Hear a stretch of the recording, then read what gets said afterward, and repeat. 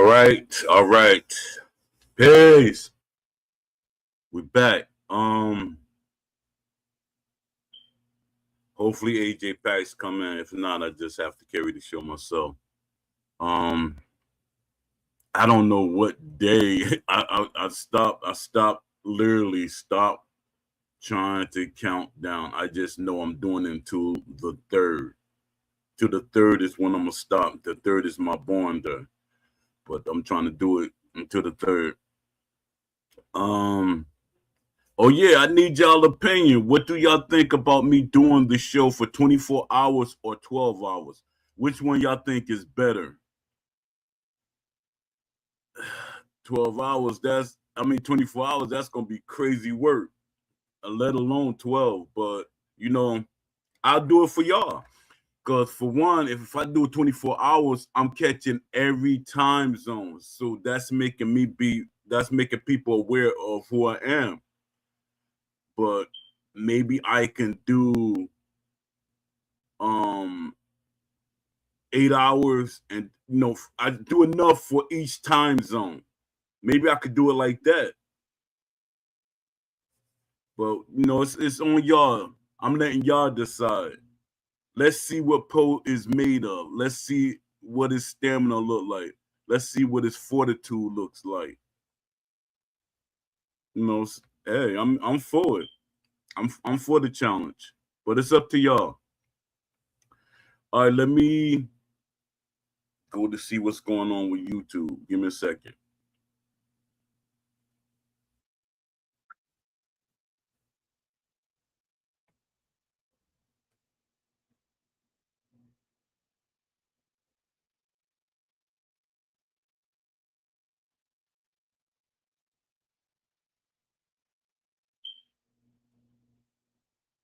Um, I'm trying to send out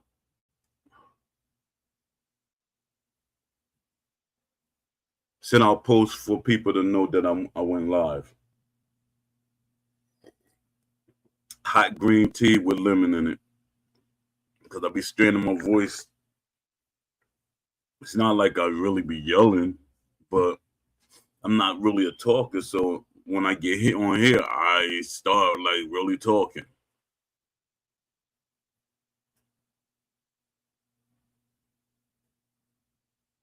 Let me see. And shout out to everybody concerned about my hydration when if I do the live because I fast a lot. I know how to fast and stuff, so I don't think it'll bother me. Some people that be doing these lives and stuff, they're not fast. They don't fast in their lifetime, so that breaks them down.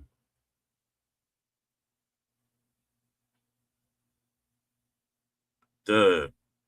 What's going?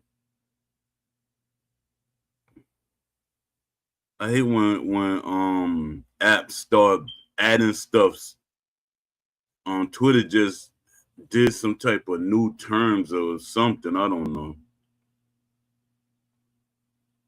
Just hope it ain't a bad thing. Cause I just from my YouTube, I pressed it to let people know that I'm live on YouTube.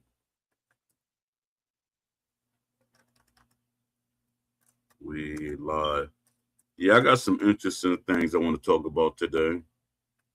Something sound like Mr. Rogers' Neighborhood, the way I said that. I know that's way, way before some of y'all time.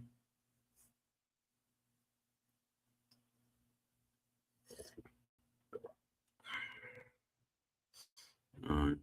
I wonder why this is repeat posting.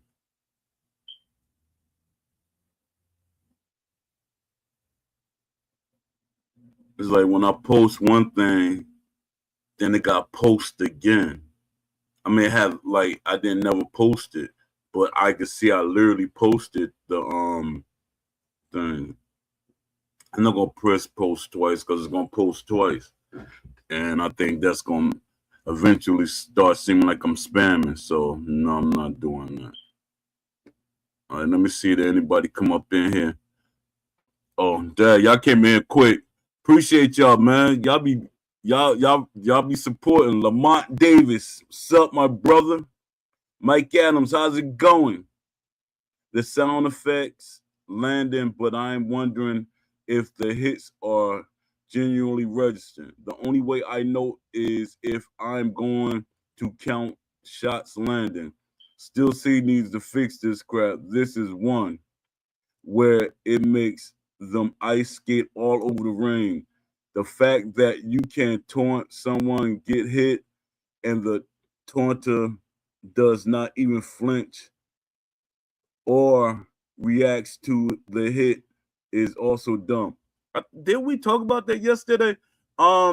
It's like when they're taunting, it's like a whole different situation going on. It's like a animation with a bubble, with a force shield around it, and that's crazy.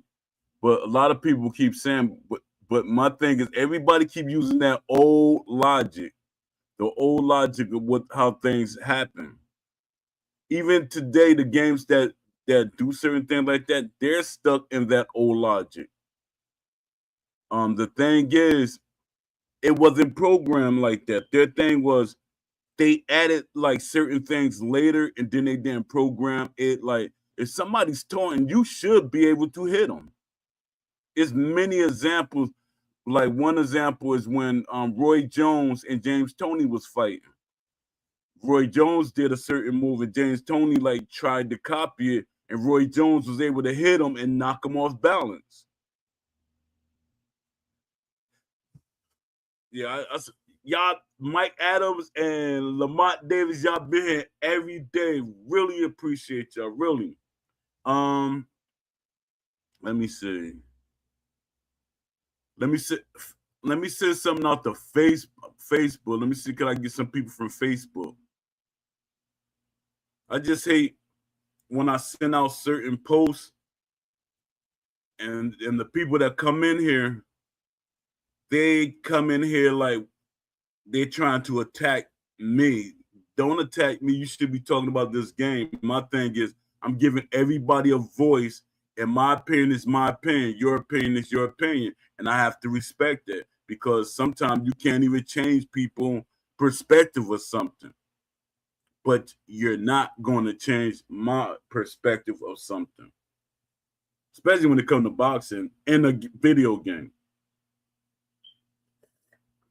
People quick to say it's just a video game, and what that mean is just a video game. What does that really mean? It's like when y'all say it's just a video game, y'all giving companies excuses. Stop it. Everything that you see in real life, I'm gonna say it again, I might have to say it every day. Everything you see in real life can be translated into a video game. It's up to the company and their vision. Steel City is lazy. I don't care who's offended by this or whatever. Steel City is lazy. Or they might not be lazy. It could be the publishers and the investors. They're saying, no, we're not waiting that amount of time for you to complete that. So they're putting in the bare minimum. That's why we have to be more outspoken. Everybody's scared to be outspoken. I see people, and I got back on the Discord just to see, test the Undisputed Discord. I got back in there just to see how the community is talking. A lot of the community feel the same way I feel, but there's like 2 or 3 that's still defending Steel City. I even seen a moderator. I don't know if he's trying to be like Poe, but I saw a moderator talking bad about the game. That's weird in this age because everybody ain't doing like what I was doing back then. And a lot of these companies, they won't accept what I was doing with EA. The thing with EA, they knew that I was telling the truth about what I was saying, and I was bringing back facts. A lot of these people are going off their feelings. Well, I feel you should play it this way. Well, I feel, everything is I feel. And then when you come with logic and proof, then they say, oh, it's just a video game. Man, take that soft junk across the street. It's just a video game that you are spending money with. You ain't get this game for free. So your expectations supposed to be high. Boxing video games just didn't start being made. They just didn't start being made. 45-year history. Boxing video games have a 45-year history. So you're giving them slack. Oh, but this is their first game. That don't even make sense. That's what they fed you. It's their first game, but when you hire experience, all that goes out the window. It's not like Ash Habib and his brothers are making the game. Did you see the first game? The game models that they was trying to make? That's what we would be talking about now. It looked like pure garbage. But once he got in developers that were a little more experienced, the game looked much better. But the way the gaming market is right now, there are a lot of veterans out of jobs. So all that is their first game. It sounds like we should be saying it's their first time trying to hire real people on their team. They got elite people. I think they got 3 to 4 elite people in the industry on their team. But they got people like other developers that are trash. But that blame should be on those elite people. But you know what negates any of that? Because them elite people that's on their team, they're part of the company that were investors in the Undisputed. So blame comes off of them. They can push the blame off of them. So it's no excuse. Steel City has over 100 games. I'm going to say 70 games behind them as bullet points or examples. Fight Night Champion didn't really have games behind it. People say, oh, Fight Night Champion, it made 5 games. Yeah, it made 5 games. Playable games. This game is in a state that a lot of people don't want to play it. Casual and hardcore. But you got some people that just want a fighting game, so they're going to play it. That's what you got to put in perspective. Let me see what's going on. Okay. What we got? Salute. Precisely. Let me see. Let me see what's going on.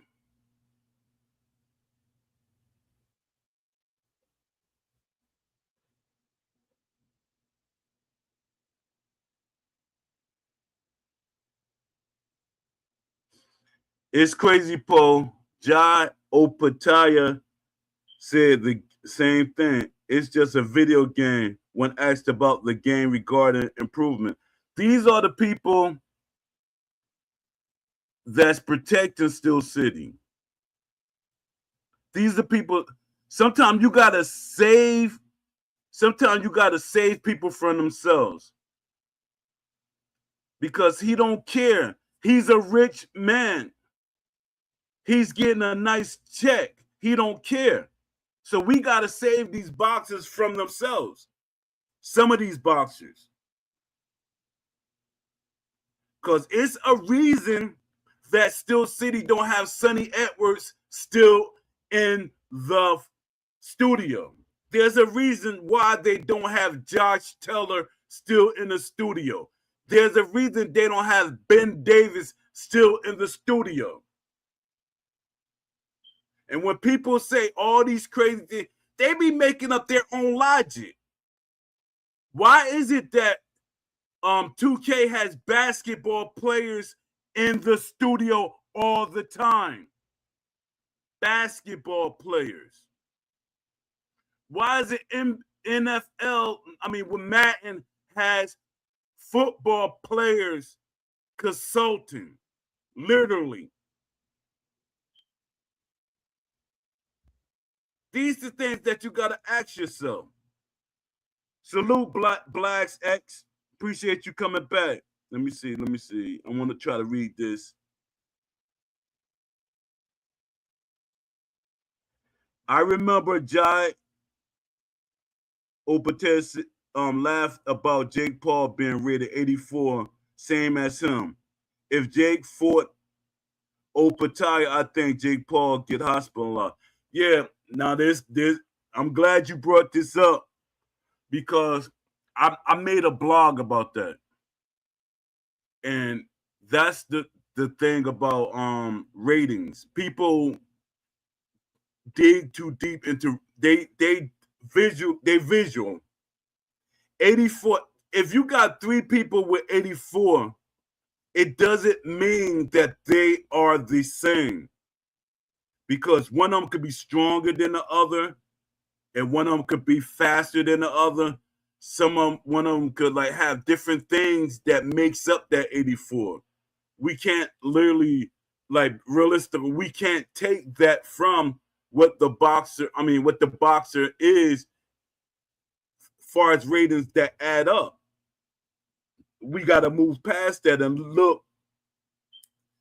educate people on the ratings. So when you educate the gamers on the ratings and they say, oh, his speed is kind of high, so that negate the power. His power might be low, so that will make an 84.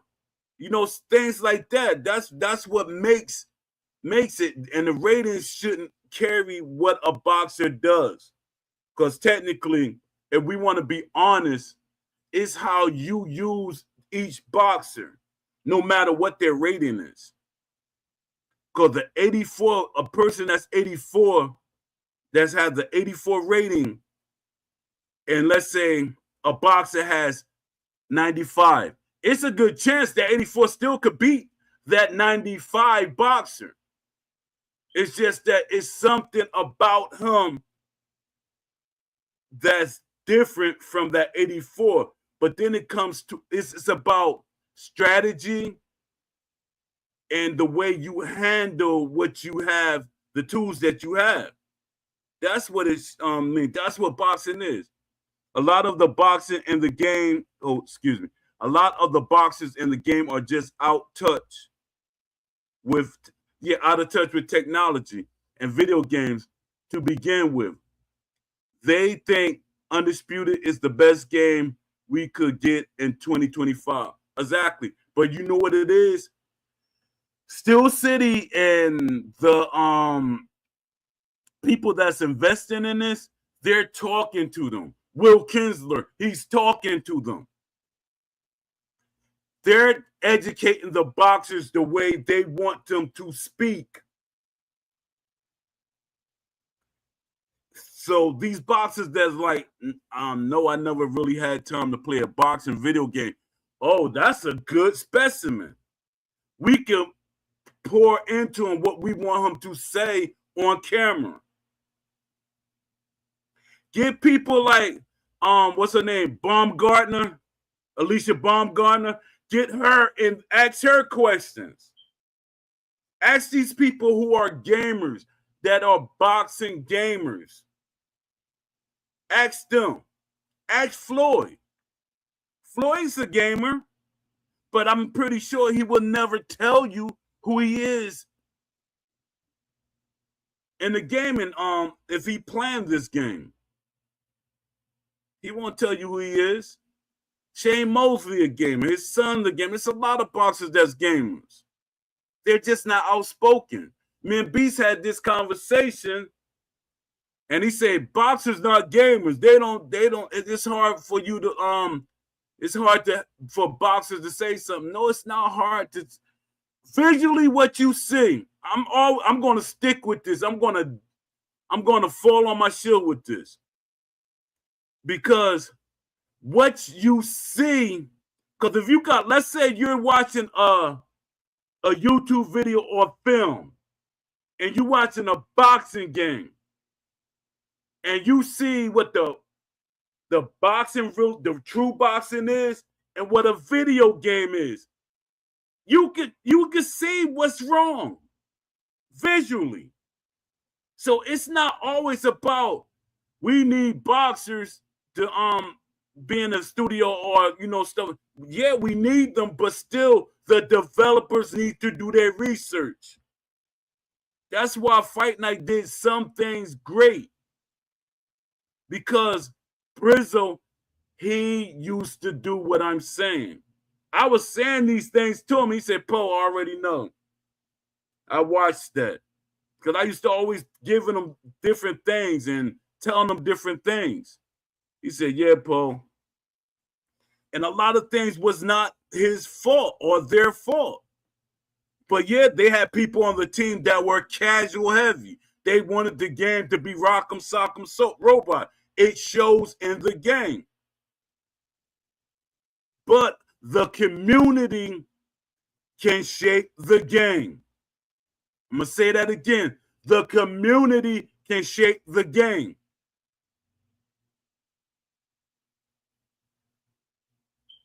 Yeah, he was. Sonny Edwards was streaming the game. Sonny Edwards thought by him being there, he can help the game be better than what it was. You know what Sonny Edwards fell in love with? He fell in love with that video that got 1 million views. And you can see, that's what I always study, because I love psychology. A lot of y'all don't know I love psychology. I love studying people behaviors. I like study, like even on the forums, I study the way that people post and stuff. I do them things. Been doing it for decades, even as a child. I always study people. So Sonny Edwards, I started noticing when he was in interviews, he felt uncomfortable at certain things that Ash and Will was saying. So they probably was telling him, no, we can't add that. No, we're not going to add that. Because, some people, it's a lot of people that's arguing for Ash. They're really arguing for Ash. I want to argue for Ash. Because when I talk to Ash, a lot of y'all see Ash as a villain. But I'm going by the way he was talking with me. He didn't have to be truthful or he ain't had no reason to lie to me. He stayed there for 45 minutes. Could have been longer. We had the same ideas. We was laughing and giggling almost like little girls. And I hate to say that out loud because ain't nothing girly about me. But we were like two little kids. Yeah, that's how I should have said it. Why did I do that? Shame on me. But we were like two little kids that was comparing our wish list and our notes and stuff. Then I know that Ash did his research on me. Because one of the reasons why I know that Ash was doing research on me is because he said, Poe, I want you to be in Undisputed. I think it was ESBC at the time. Yeah, I want you to be in ESBC as a character, as a boxer. People was hating on me in the Discord. They was hating on me hard. They're like, why should he be a boxer? I actually boxed. I was a decorated amateur. I fought pro. People like hating heavy. And it was crazy. I'm like, you got them scanning hip hop gamer. You got them scanning all these major content creators in the game. They're not in the game yet because they're trying to find a way they could put them in the game. Because they're coming. They're going to be in the game. Because their thing is they want to put them in there. Like, when they give DLC, they're going to be added characters. Like they did with the past game. When we got Kid Cudi and the other guy. I'm not... Marciano or something like that. I forget his name. Let me see. Salute, Shaolin Phrase 187. I appreciate you coming through. If they can't fix punch tracking, desync, this game won't improve. It's not going to improve. They're literally saying it. Like when I said, I keep repeating this, but I think I'm going to have to make a video, and I'm going to have to take that part out of a video when Ash was talking about the game is broken and other developers. He said, yeah, I got developers from EA and 2K. Yeah, the old guys, the guys that been there 2 or 3 years that EA said, well, we got to get rid of you because, it's not in our budget. A billion-dollar company saying somebody's not in their budget. That shows you how greedy EA is. So, all that stuff that's not fixed, Ash already basically told us it's never going to be able to be fixed. And that's one of the reasons that they're moving to Unreal Engine. This game was initially, from my conversation, and I think Ash said it out loud at least 2 times. Ash said that this game was supposed to be a game that you can update. It was going to be a live service game. So because even the seasons don't even make sense anymore. That whole thing, he's hoping it disappear. This game right now, it should have had at least 16 seasons? And we talking about seasons. It should have had at least 16 seasons. And I always get upset when people always try to give them a pass and, yeah, this game been out for 2 years. Don't do that. Don't give them that excuse. It's been out for 2 years, about 2 years, but the game been in development. The game been in development for almost 6 years. Y'all gotta stop forgetting about the other years that it was in development. Y'all think is like once it is released, there's no more, we don't call it development no more.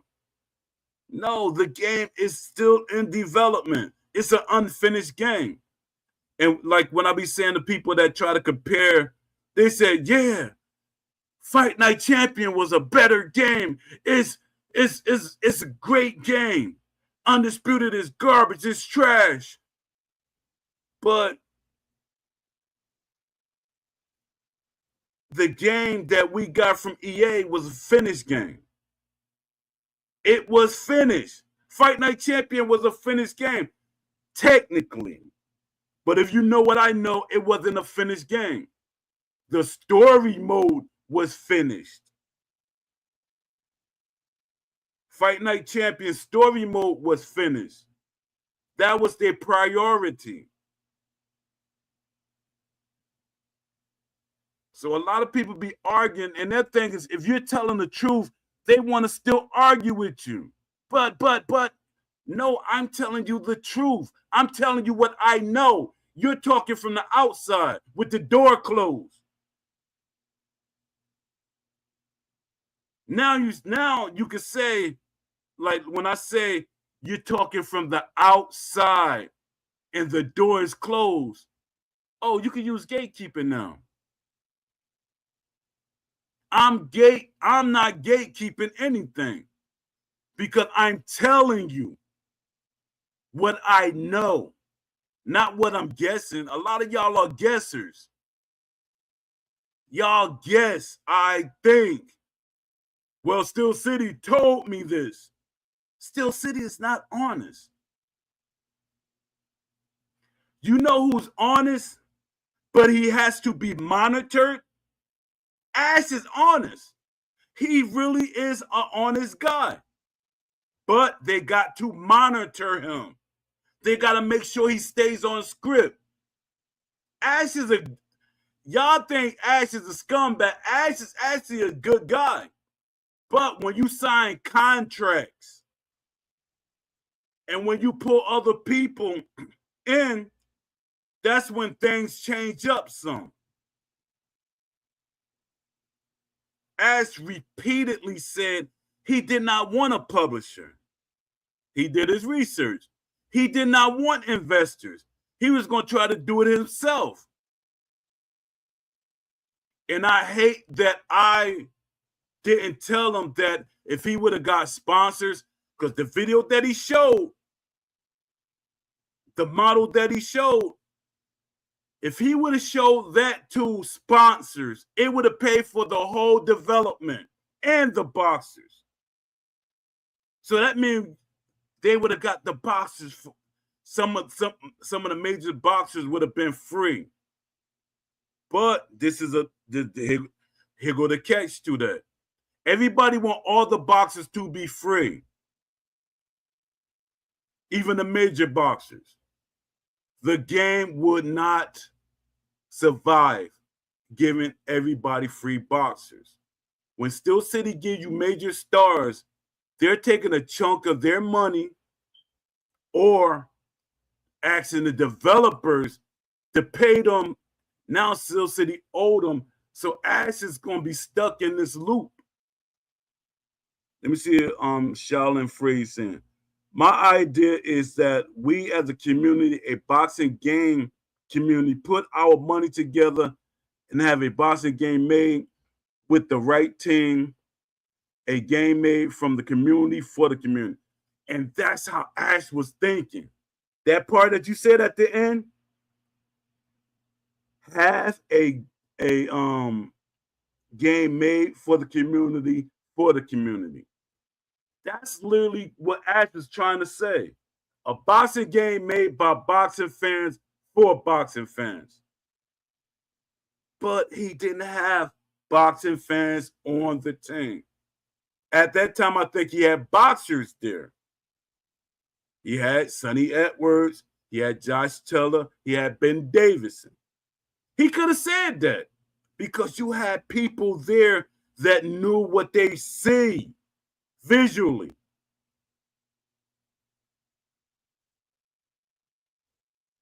I was saying some things like, yeah, people want this and they want this. I mean, and that, and you don't have that many buttons on the controller to add all those things. That's a lie.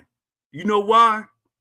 Because any gamer that's a gamer know when you use buttons, and when I say buttons, I'm talking about the sticks, the D-pad, and everything. You could do combinations like you hold this button and you press the D-pad. You use the stick and you press the triggers. Those are more combinations. You got to use button combinations to do different things. And it's not hard for people to do that. Eventually, they learn it. So that's a lie. Debunked by Poe. But you know what? People are going to defend it. Poe don't know what he's talking about. Man, I'm old, man. I'm old. I'm happy to be old.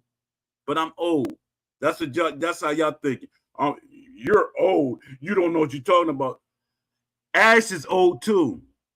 Will Kinsler is old too, but y'all pick on guys like me and Beast and people that's older.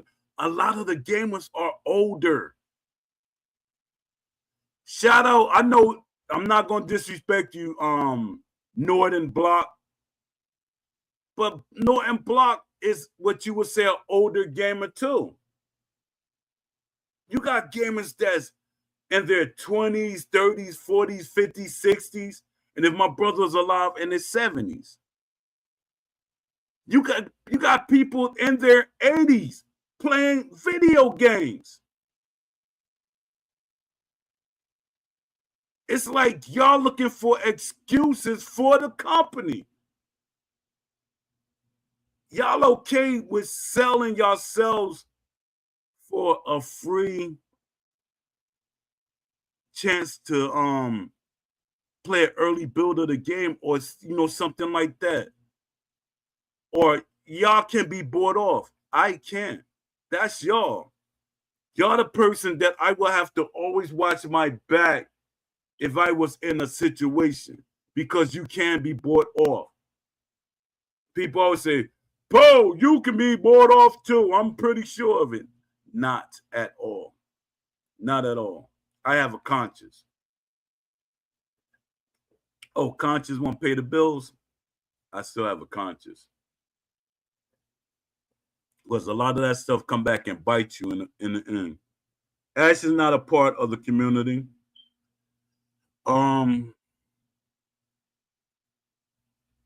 Yes and no. Ash is he you when it comes to stuff like that, technically, if it's your gang, you're kind of part of the community. And one thing about Ash, they're not gonna let him be a part of the community. They're telling Ash, no, you shouldn't be out there talking to the community. And they're scared of Ash. I mean, scared to release Ash in the community. Let Ash come into Discord and stuff like that. He has to be heavily monitored. Yeah, they gotta heavily monitor him. Ash would tell you everything how he feels. Everything Ash says has to be what would you say? It has to be filtered. Somebody has to be there to make sure that he's not going off script. And I'm not defending Ash, but I'm going off of my conversations. Ash didn't have to tell me the things that he told me, and a lot of it I'm not going to ever repeat. But Ash used to tell me things. I say, Ash, you're telling me too much. And I don't have an NDA. And he was like, yeah, you're right. You're right, Poe. You're right. But he'd come back and still, he'd say, oh, I can't say that. That's how Ash is. You know who was also like that? Brizzle did it sometimes. That's why a lot of times when it comes to a lot of these developers that I used to have a friendship with or conversations with, they know that I will make them comfortable and they will tell me something they shouldn't be telling me, or they feel that I'm not going to go back and tell it. And the majority of the times I will not go back and tell it. If it's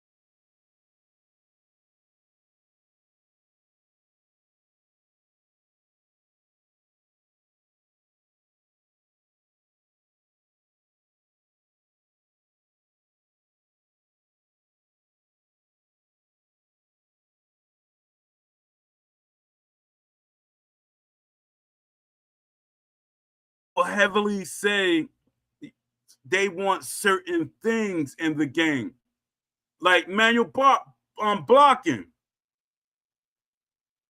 Beast has a version that he has. Claimer Uncut has a version that he has, and Claimer Uncut version is close to one that I made before, but I didn't put it out because a lot of things I rather for a person to read themselves than me start talking about it, because everybody always got their own idea of something, which is a great thing. We supposed to have ideas about the way this game should be. But the super casual fans, stop speaking for it to be default. Your vision should not be a default way of the way the game should be built. Blaster X said the marketing department might have more influence. They start simplifying features to pull in sales from wider audiences. Looking forward to seeing 6 axis blocking. Marketing is more so they're told to do certain things. The marketing department, they don't have the overall. They don't really have a say so about what the game is. Their thing is to make you like the game. Let me see.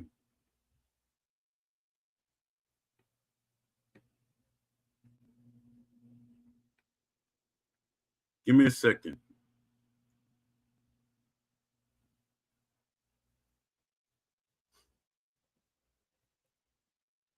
I don't want to look through my blogs because I got so many. I'll probably be here for a second, and I don't want the screen to be quiet for an extensive amount of time. All right, AJ here. Give me a second.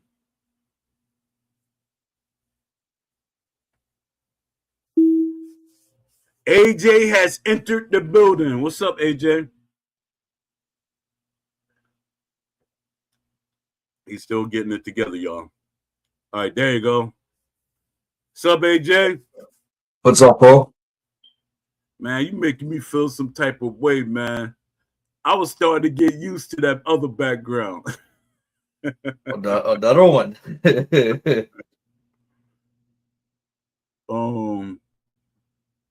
Yeah, I'm trying to I was trying to look up something. I actually got a blog about it.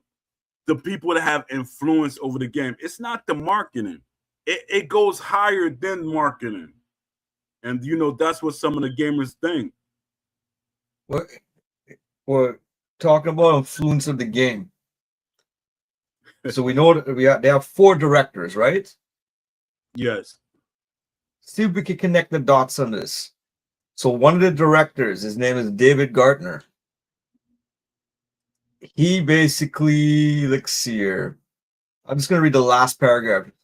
He became the CEO of Atari SA to complete a childhood dream of running the most famous name in computer games. The turnaround objective was marked by the successful sale of Atari's physical distribution company, privatization of the U.S. public entity, and the purchase of Crypto Studios, which delivered the majority of the company's revenues and R&D spending into the new digital economy. So you kind of see That's where he comes from scary. a business side, right? Yeah, that's scary. But here's even better. Frank Sagnier, who's the other director. In 2014, he joined Codemasters, a British video game developer and publisher, to turn around the company that had been struggling for several years. Within his 7-year tenure, he operated a strategic repositioning of the business, significantly grew the company top and bottom line, acquired 2 game developers, floated the company on the AIM platform, London Stock Exchange, and sold the business to EA in February of 2021. So you kind of see you have these 2 kind of business-minded directors on that team that look how can they privatize or how can they create a sell, one even sold onto EA. So I don't know if that has anything to do with why the game is like why don't they further develop the game? Yeah.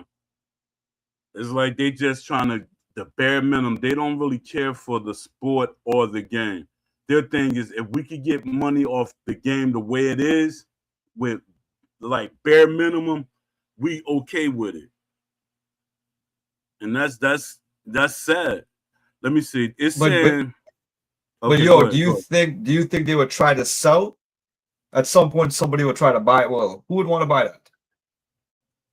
The Saudis, because I would say EA at one point, but I don't think EA is interested in what the game is. From my this would be from my conversations with actual EA people that are veterans. As probably was talking to the 4 year the people that been there for 4 years that really wasn't there when the Fight Night game was there. From me looking at their roster of people they hired from EA and 2K and Codemasters and stuff, they're talking about people that wasn't there when the Fight Night game actually was made. So I don't know. I really don't know.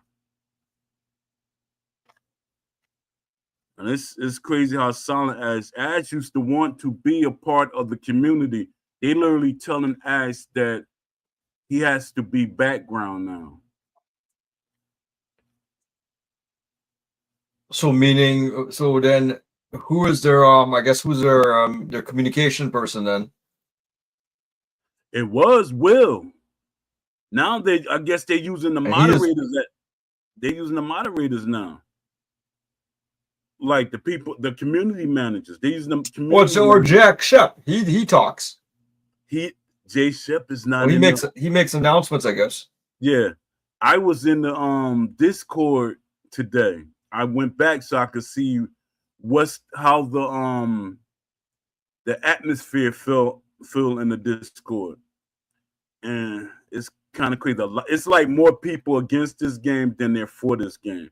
You probably get like 2 or 3 people that's defending this game. And they say, well, it depends on how you play the game. Man, shut up. Let everybody that, everybody that feel a certain way, because if everybody's seeing something and they feel something is not right, they outnumber what you're saying. And I was like, yo, it was crazy. Actually, one of the moderators, I don't know, that's crazy because he was talking like, I tell you how I used to be with EA. He's saying the game is broken. He's saying all these different things, and I'm like, yo, you're a moderator. And you saying all these things, usually they would get rid of you or silence you or tell you something, but he's saying he's agreeing with everything. He was agreeing with some of the stuff I was posting. I was like, yo, that's crazy. So the hot fix came out today. Hot fix I thought that was 2.0.5. And what did it actually fix? So one, they removed created fighters from rank.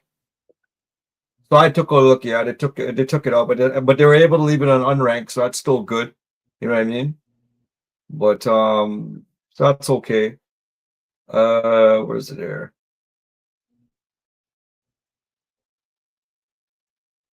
They fixed the issue where the incorrect record was displayed on the player's card at the end of the 8-round rank fight. So they fixed that. So basically, at the end of the fight, it will give, I think, it'll show like both of you guys got the loss. But then once it exits out of that screen, okay, it'll update properly after. So that's like, okay, fine, they fixed that. But the big one is they fixed the issue with PC players quitting during the intro to a fight would result in wins being given to the quitter. Oh. And so basically that's one area you could quick glitch basically at the loading screen, right? Yeah. One, they said wins being given to the quitter. That's wins, but also but they don't want to say losses are being given out to the other guy. They don't want to Yeah. confirm that. So they're hiding that. That's one. But yeah, right away when this happened, like I saw on Reddit, I saw a person right away on Reddit. There's a guy named Mickleberry Gum, and he posted hot fix for the hot fix for Quick Glitch. So I tested, and oh dear, he posted a 2 minute and 47 second video. He tested it and showing them that it doesn't work. Wow. How is it possible? So, and this guy also, and he also said he's been sending them. I remember too, before the patch came out, he was sending them information all the time. He's sending them he's showing what's all the broken stuff. He's giving them video evidence. He's telling them. And today a patch comes out saying that they're going to address it. And again, how does that get through quality control? That it's either they're lying or somebody forgot. Something is not making sense. How many times can that happen in a row now? Yeah, they're not fixing that, because the thing is, they got to make it look good. They're not going to fix some of these. So is it a coincidence that they keep on saying that they say they fix something, but it doesn't get fixed? Is that a coincidence? Yeah, it's crazy.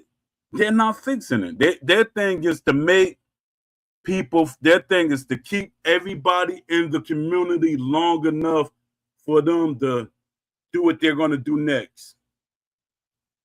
Then I heard when I was in the community, they might not announce the Undisputed 2 until they have something substantial to show. They're gonna show something when they announce it. But my thing is, at this point, that's where marketing should come into play. They should announce Undisputed 2. Announce it like to throw everybody off the path of this little shit trail. To be truthful, it'll like make people like, oh, okay, they're making another game, so we'll give them a pass. That's what it is. And I hate to be said it, because like, stop giving them ideas, but they're not going to fix the game. Everything that people keep complaining about, it's really not going to get fixed. But you see, like, there's nothing to hold them accountable to fix it. There's like literally, to me, like, there's no law and regulations exactly to examine what they're doing over. It doesn't make any sense. But that's when the community is supposed to come into play. They won't come into play. Well, what's the community's talking about? What happens? Nothing happens. No, the community, they gotta literally stop going into Discord. Let them know that they're not playing, because that makes them. I wonder how many people did ban today in the Discord that they called them out, that the patch didn't do it. It didn't fix the quick that part of the quick glitch. I think when I was in there, I think only one person, but he was like being over the top. He was like saying like homophobic and some other stuff. So it's like he intentionally wanted to get banned, just to post something. It was real childish. But my thing is, yeah, they don't care. The way they talking in that Discord, I'm like, wow. They're trying to keep people in there. Even some, like, if it's not over the top, they let people stay in there because they want the Discord. Yo, Mike Adams, I think it's for all platforms. I don't think it's just PC Steam related. Yeah, it was for all platforms. That hot fix. They didn't fix it. They lied again, and that's basically what they do. They release patch notes saying they fix something, and then right away the community sees it. Like, day one, this guy, I just said on Reddit, he posted 2 minute and 47 just showing you that this hasn't been fixed. Like, what else can the community do? Yeah, Blast made a good point, which should always. What you mean, where's AJ Pax? AJ Pax here. That's who talking.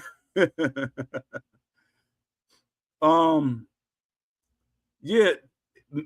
Blast is saying the matches should show as no contest. It should. No, it really should.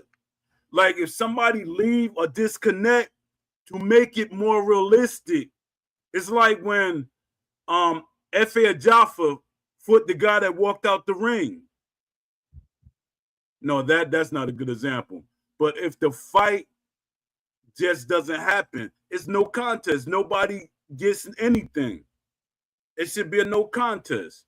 Hey, you If know you what? You know can't, what have been a you know what have been another solution?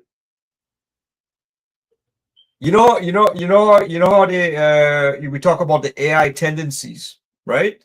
yeah, And they never really did, they didn't do it. no, No, right. So here's the thing: because of that laziness, that they didn't work on that area of the game, it means that they can't even do this. And what I mean do this is that, so you know, it's in some when you play sports games, for example, when somebody quits, the match doesn't end right away. It replaces it with the CPU, and the CPU is going to yeah, be based on an AI. For yes. this, for this, for this is something we haven't seen yet in a boxing game, but they can't do it because they didn't invest no time in the AI. Yeah. Because if the guy quits, let them quit. Let me fight the Yeah, AI now. Let me earn my victory now and get some points, kind of thing, right? And then yeah. and the records, and then your record, you still have a chance with your record. Like they're not thinking that way. Exactly. Now you're talking because I actually put that idea out there because that's the idea I always put out there. I said, let the AI play because like older games, 2K did it. It emulates your style that you were playing. It had an adaptability feature. That's why I say AI was out longer than people actually keep saying it did. But it adapts to your style that you constantly use in the game. Now, like if something happened when you disconnect or you want to just let the game play itself, it emulates your style. So if you get disconnected, the game keeps playing. Even Yeah. if they don't add the adaptability part, but the game still play. Or you can choose to make no, I don't want to keep fighting this guy. He left, he got disconnected, or if they could figure out that it wasn't on purpose, that that's how it should work. But if it's you don't know if it's on purpose or not, the game should continue to play. But Yeah. people scared that the AI might kick their butt. That's what a lot But of but people. but here's the thing: something like that they could give to the community, but they abandon the game. Yeah, That's something they could deliver within this time, within this time frame for the existence of this undisputed. They could do it. yeah, yeah. Shaolin said, "Undisputed Discord is toxic. Be careful when you go there." I'm in there. I went back. I went back. I wanted to test the scenery and see how everybody's thinking. I wanted to get some of the people on here. Everybody think they got to be a developer or somebody major to come on this show. That's not what this show is about. We want to hear your perspective. We don't have to agree with you, but we might disagree with you. It's about we want to hear your perspective. Let the world hear how you think. Everybody has their opinion, and when you come on the show, you have to be ready for us to give our opinion about what you say. We're not going to attack you or anything like that or put you in a headlock, but it is what it is. Hey, hey, so I saw a video by Proxys today. Uh, It was entitled "Undisputed New yeah, Update Remove Created Boxes from Ranked." And then he I goes and he's saw that. discussing all the different things about all the different things in the update that came out. But one of the things that caught my attention was he started talking about he was making a comparison of he was talking about what do you call it, cyberpunk, and how Yeah, cyberpunk was able to make it came out, it was basically, it was almost dead, and they were able to make a yeah, comeback. They fixed it. They fixed the game. You know what I mean? Everyone's happy, kind of stuff. And he was trying to make that comparison to Undisputed.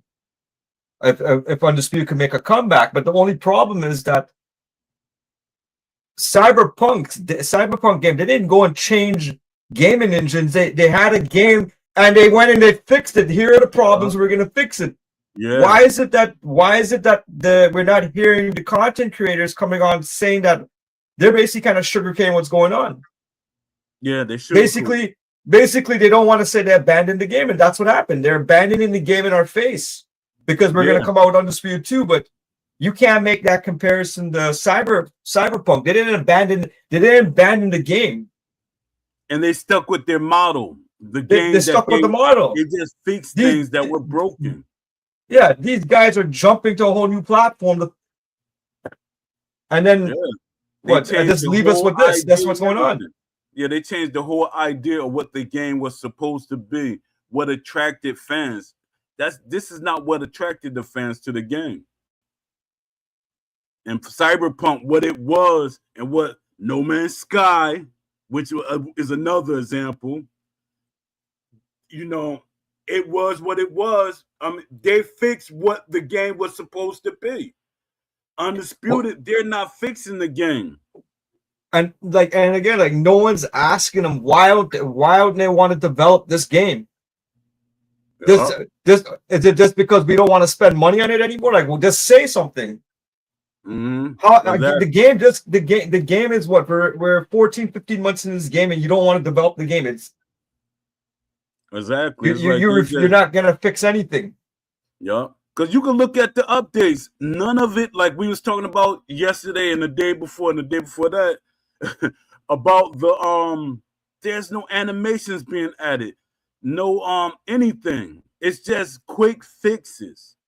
Everything is like something they could just quickly, and they're able to fix it later.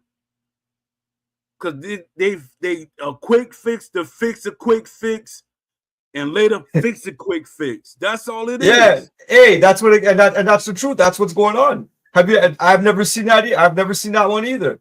Yeah, they shuffling cards. They just keep shuffling the deck. And then the quick fix that comes out today, it's already it didn't fix nothing. It's broken already. And what they're gonna do, like a month later, they're gonna be talking about. I don't know if it's a thing, but somebody said we're not. Even though I think it's a good idea not to put out DLC, focus on the game. But somebody said they're not thinking about putting a DLC out this time. They're just going to do another, like a major quick fix. I mean, a major fix of the game. And I can't see that. I can't see that because the game is hard coded. People don't understand what hard coding is. But let me ask you. Go ahead. Why do you think we're not hearing like some of the larger content creators talking about Undisputed, and basically in the way we're talking about it? Like we're talking about the hard facts of what's going on. What's stopping? Why is it they're not doing it? And I don't want to call their names, but they're not saying it. Yeah, they pop in and pop out. They're not real. They want, like when they pop in and pop out on here every so often. They're not gonna they'll say something because they do it enough to let the community see. See, I was on post show, but they really wasn't on the show. Their thing is they want to sound like they really a part of the community, no matter what is going on. So they could, in the light with the developers and stuff. Yeah, we was on post show and we kind of got Poe to see what we're seeing. Poe don't see what a lot of these guys see. AJ don't see a lot what these guys seeing. We see something totally different. They don't see a broken game, but they're not. I mean, they see it, but they're not seeing anything. And you know what they're seeing? You know what they're seeing? Money. They're seeing paid sponsorships. Yeah, that's what they're seeing, but they're not disclosing it.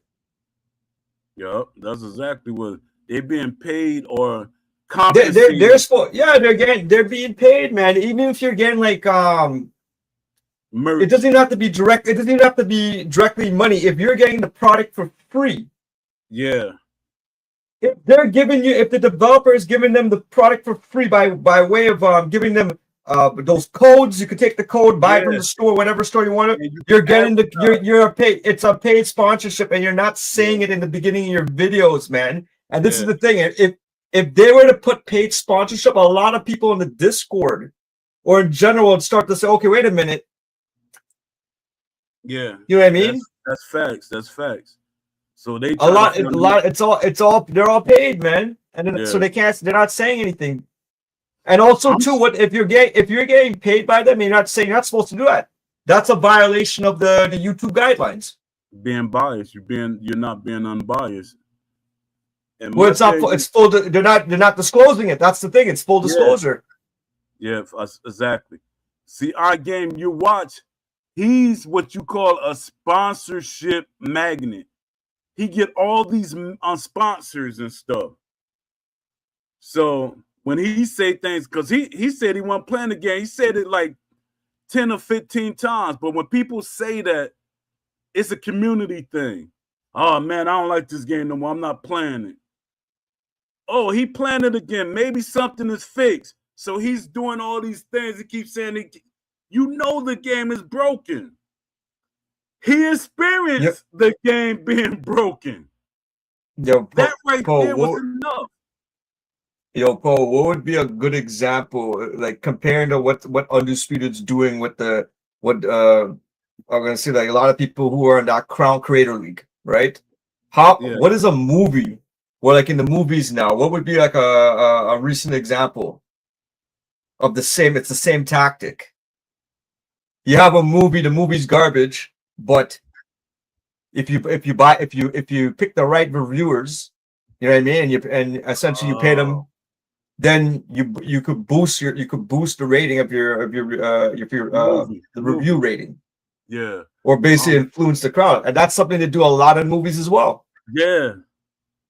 Like to me, I know a lot of people gonna come and attack me. I might get us some more views and people's to come and see the thing.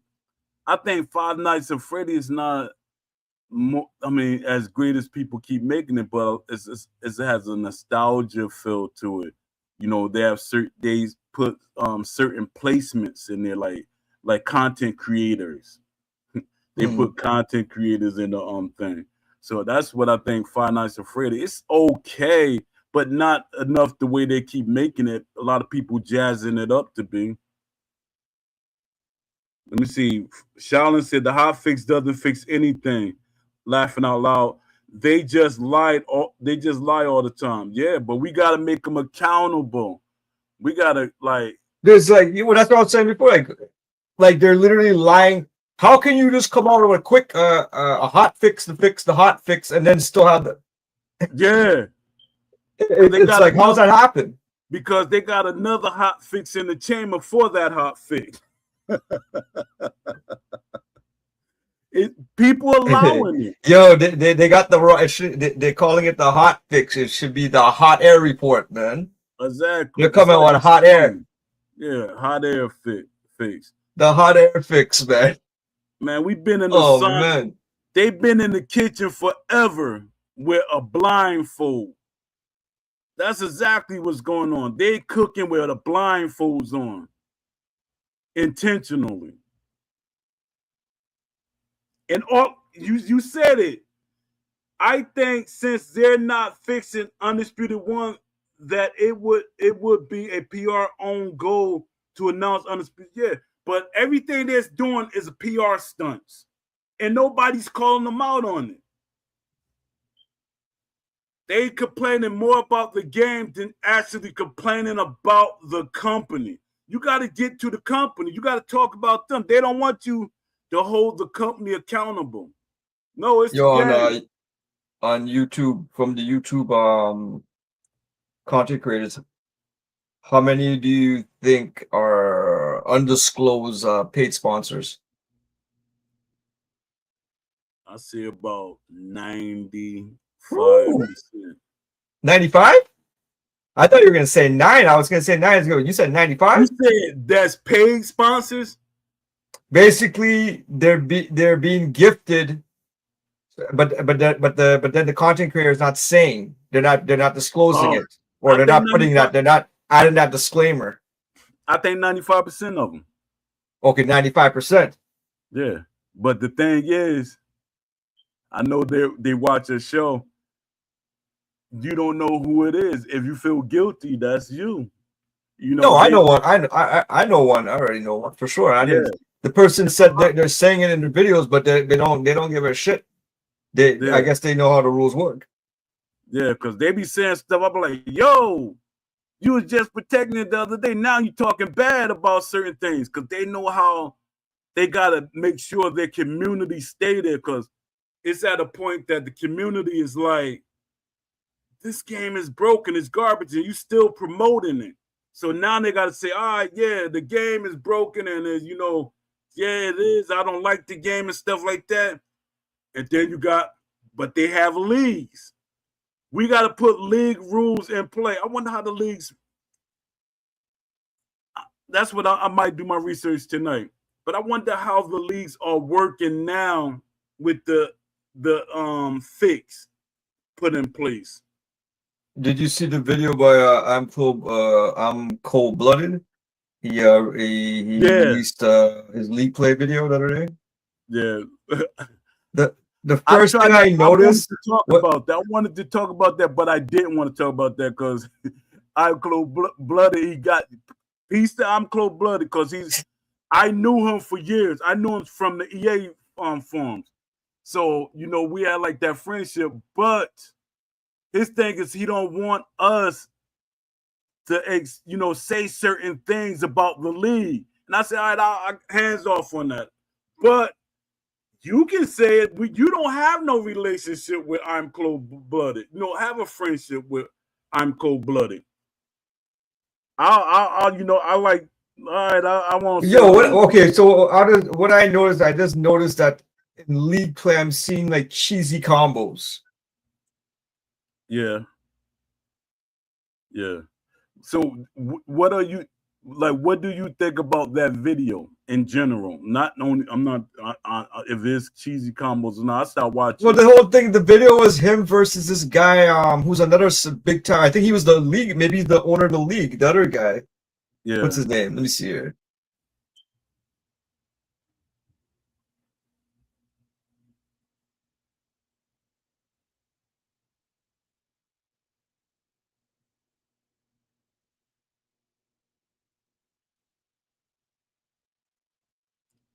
While you Yeah, looking that's the for that. video. It's Okay, called go ahead. "There's Clean Water."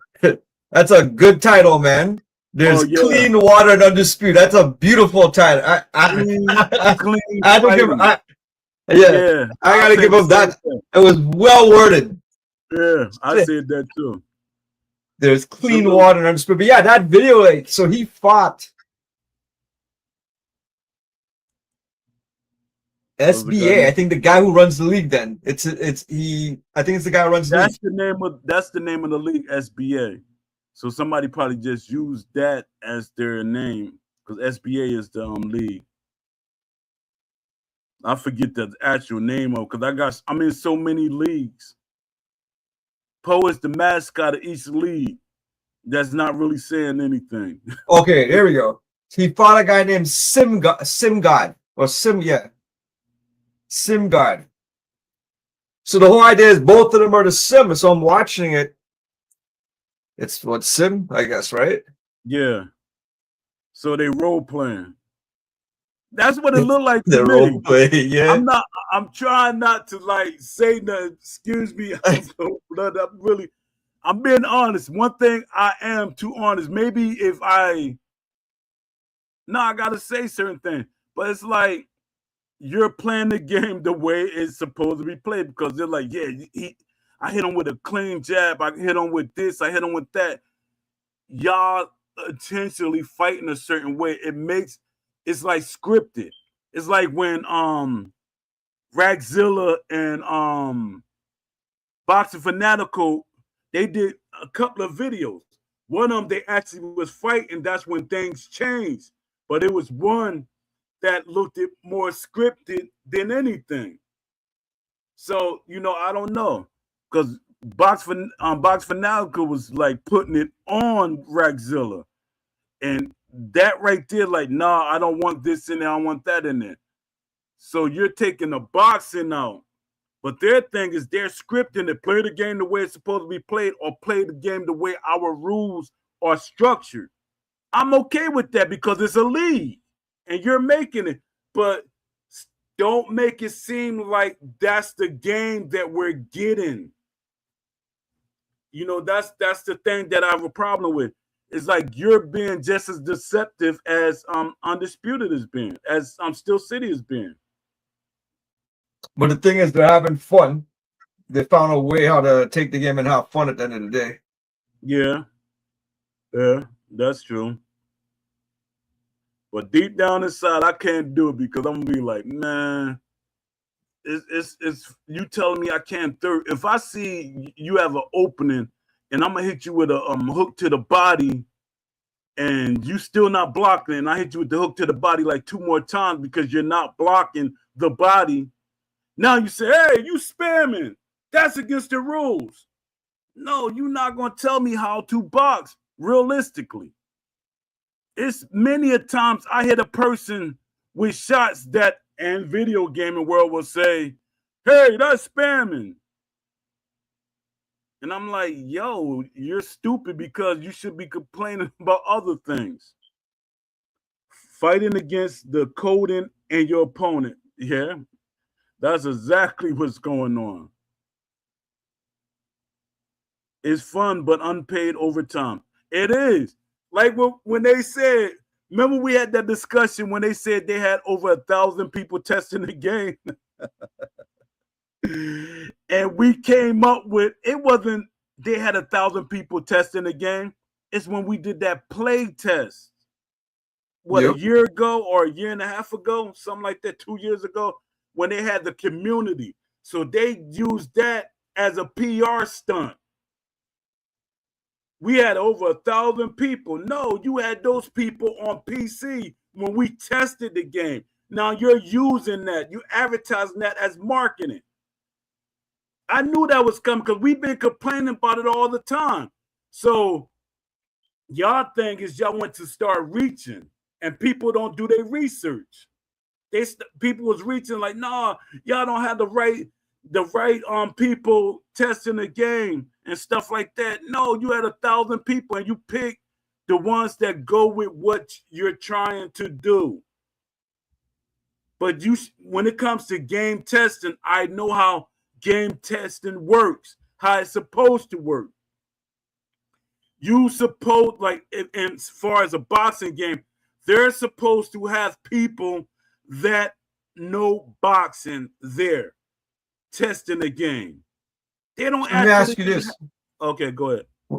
What do you think came out of that play test, that survey they did back in January? What do you think was the result of that? It don't seem like nothing came out of it. It just nothing. It seemed like nothing. You're great. That's right there. Nothing. Yeah, you know why? They saw people playing the game. Yeah, but you know why? Nothing came out. They've never discussed the findings. Exactly. I've never discussed. That's a simple thing to give the community. You discuss the findings, and we made this patch. We made this. Yeah. Nothing. I don't remember. It was like based on how they're saying what they fix in the patch notes and their track record right now. Yeah. And now linking back to that tells me that it's just for show. Yeah. Because they could have stopped this early on before the game got too deep in. And when they say the quick glitching, it's been there forever. It's been there from almost day one. Day one. Day one it was. And and my thing is that's been happening in Fight Night Champion. So that was your example right there. People were doing that in Fight Night Champion. They were doing everything that they were doing in Fight Night Champion to cheat and do all these different things. The evidence was right there. And like I keep saying, Fight Night didn't have any games that really came before it. So when Still City keeps saying, well, this is our first game, yeah, but y'all had Fight Night games, Knockout King games, and you had like over 70 other games that came before it. So you have no excuse. You have no excuse in what you're doing. And there's are talented veterans out there. You grab the wrong veterans. You got people that know how to run the company. You ain't got the people that know how to do development in the company.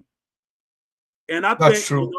and I hate to That goes back to that goes back to those two guys we were talking about, David Gardner and the Codemaster dude. Oh God, what's his name? Frank. Blaze pound for pound. What's up? He said, "What's up, AJ Pax? What's up? Y'all hear about Bud retiring? No. Well, I kind of knew that was gonna happen. It makes sense. He should have retired before, not now. No, he had to get that paycheck, and I don't blame him. No, remember I was saying if he would have retired, they couldn't strip him of the title. Yeah. Oh yeah. At that point, he should have retired. Yeah, that's he should have did that. Made more sense. Not waiting until after. And Bud and Bud is being smart right now. Yeah, hit the like button, guys. I appreciate you, Blaze, for saying that. I almost forgot. Hit the like button, subscribe if you're not subscribed, and share the thing. Dad, look up these SBA. I think I'm in the SBA league. Let's see. Yeah, I'm in all the leagues. Bud just retired. He posted on his YouTube channel. Am I a friend of Bud? I thought I was friends with all the on YouTube, all the boxers that's on YouTube. Yeah, that's crazy. Oh yeah, I got something I want to talk about. Ryan is not taking boxing serious right now. It's like Ryan really want to be just a YouTuber. I think Ryan might get knocked out from Mario Barrios. A lot of people looking at Mario Barrios as a bum. He's not a bum. You got to watch Mario Barrios fights. And if you pay attention to boxing itself, there are people that we love. Who knew about Glenn Johnson before he knocked out Roy Jones? So that's the stuff that I'm talking about. Bud is the best of his era. Yeah. Yeah, and kind of no. Because I think Bud should have took a little more challenges than he did. He was kinder doing a Mayweather thing. He was kind of, because he was like trying to pick somebody that it made sense or was worth the money instead of just fighting and keep fighting. Because for one, it's a Facebook league. But they're a Discord group too. SBA. Let me see. I got so many. I just hated to go down the list. Or they use Facebook for their maybe their front face. Oh yeah, advertisement and promoting the game and stuff. I mean their league. I just want to see the rule set. Oh man, yeah, you could talk about it. I thought I'd send you the because I didn't want to talk about it because once he says impose, don't mess it up, man. I was like, I won't talk about it. When I'm curious now too. I just want to know what it looks like. Yeah, I thought I sent you a copy of it. You sent me? When? Yeah, today? I sent. No, I sent it like that day I was gonna talk about it, and then I said I'm not gonna talk about it because I gave I'm cold blooded, that respect. Because he was like, yo, boy, you're gonna make us look bad. Kinda I was gonna make them look like they're villains, they're bins. Where's SBA? Because I'm pretty sure that the rule set is there. Let me see. Crown League. We got, let me see. We got True Sim Pro League. Here you go, right here. Let me see if I can find what's going. Yeah, they go to welcome and rules. Do they got the actual thing up here?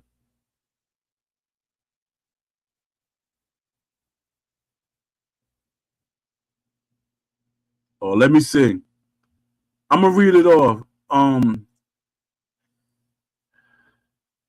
gonna read it off, and no disrespect to you, I'm cold-blooded. I'm not gonna dig into it to make it, because I was gonna break it down like, I'm gonna just read off the rules of engage. It's called Sim Exploits Rules of Engagement. I'm not gonna go deep into it. That's what AJ could do. All right. Rinse and repeat combinations. This is rules of engagement. Rinse and repeat combinations. Spamming same punches. Exploiting counter windows. Excessive lounging body jabs. Excessive step in head jabs. Excessive power body uppercuts. Excessive power punching. Excessive loose movement. Excessive running. Excessive wiggling. Excessive dodge body spam. Excessive dodge steps. Excessive diagonal dodging. Excessive pump blocking. Auto blocking. Lean back block. Body spam. 30% body cap. Diagonal dodge body spam. Take a knee exploit. Switch stance without trait. Excessive minimum slipping. Excessive minimum feints. Never coming forward. See, these things I want to say something about. I'm going to just say one thing. One thing.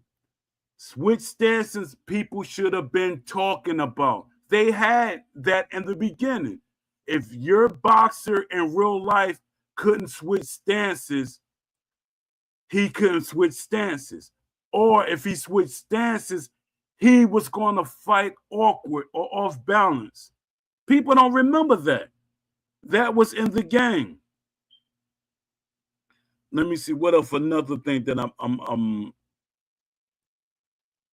excessive slipping. No, I'm gonna leave it alone.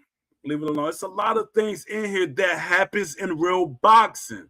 It's up to you to stop them. But I'm not gonna say nothing. You want me to share it with you, AJ Paxton? Let me see, could I find a way to copy it to you so you could. Are you in the SBA on their boards? No, no, I'm not on it. That's why I can't see it. Oh, Or okay. send me like a screenshot or something on Discord. But I found something just now. There's something I found like this floating around. It's in the sim. It says a pre-race but rules, and it says 10 must points and no 3 knockdown no. So, but I can only see a little. Trying to see where it's getting that from.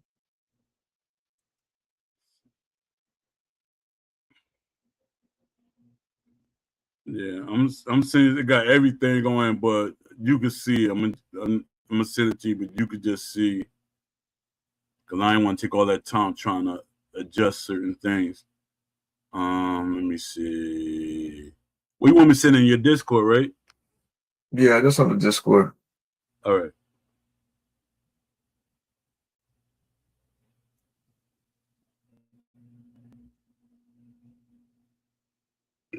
Excuse me.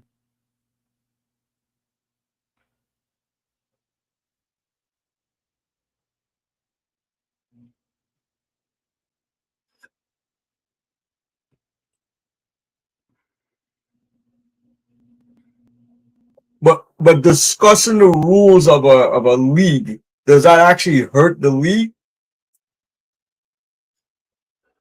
It depends on how it's structured. The rules itself. No, you know why he said it. Yeah, it does hurt the league. If I me from with my boxing knowledge and the way I'm I don't even want to say framing, because when you use framing, a lot of people see that as a negative. The way you're saying it is a negative, but no, the way that I see it. They have like a partnership with the Porter Way podcast. Oh, hold up! I saw it. I saw it without me, because I could have sent it direct. I see where I copied it at. Let me see. Yeah, here it go right here. I didn't have to even do a screenshot.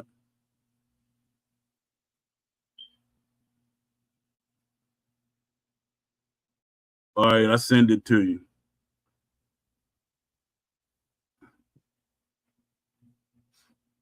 Let's see what y'all saying. Let me see. If only that list got to SEI and they patched the gameplay. Exactly. And that's the thing that I'm talking about. Oh, what's up? What's up, Box Out View? Box Out View in the house. Appreciate you, man, coming through.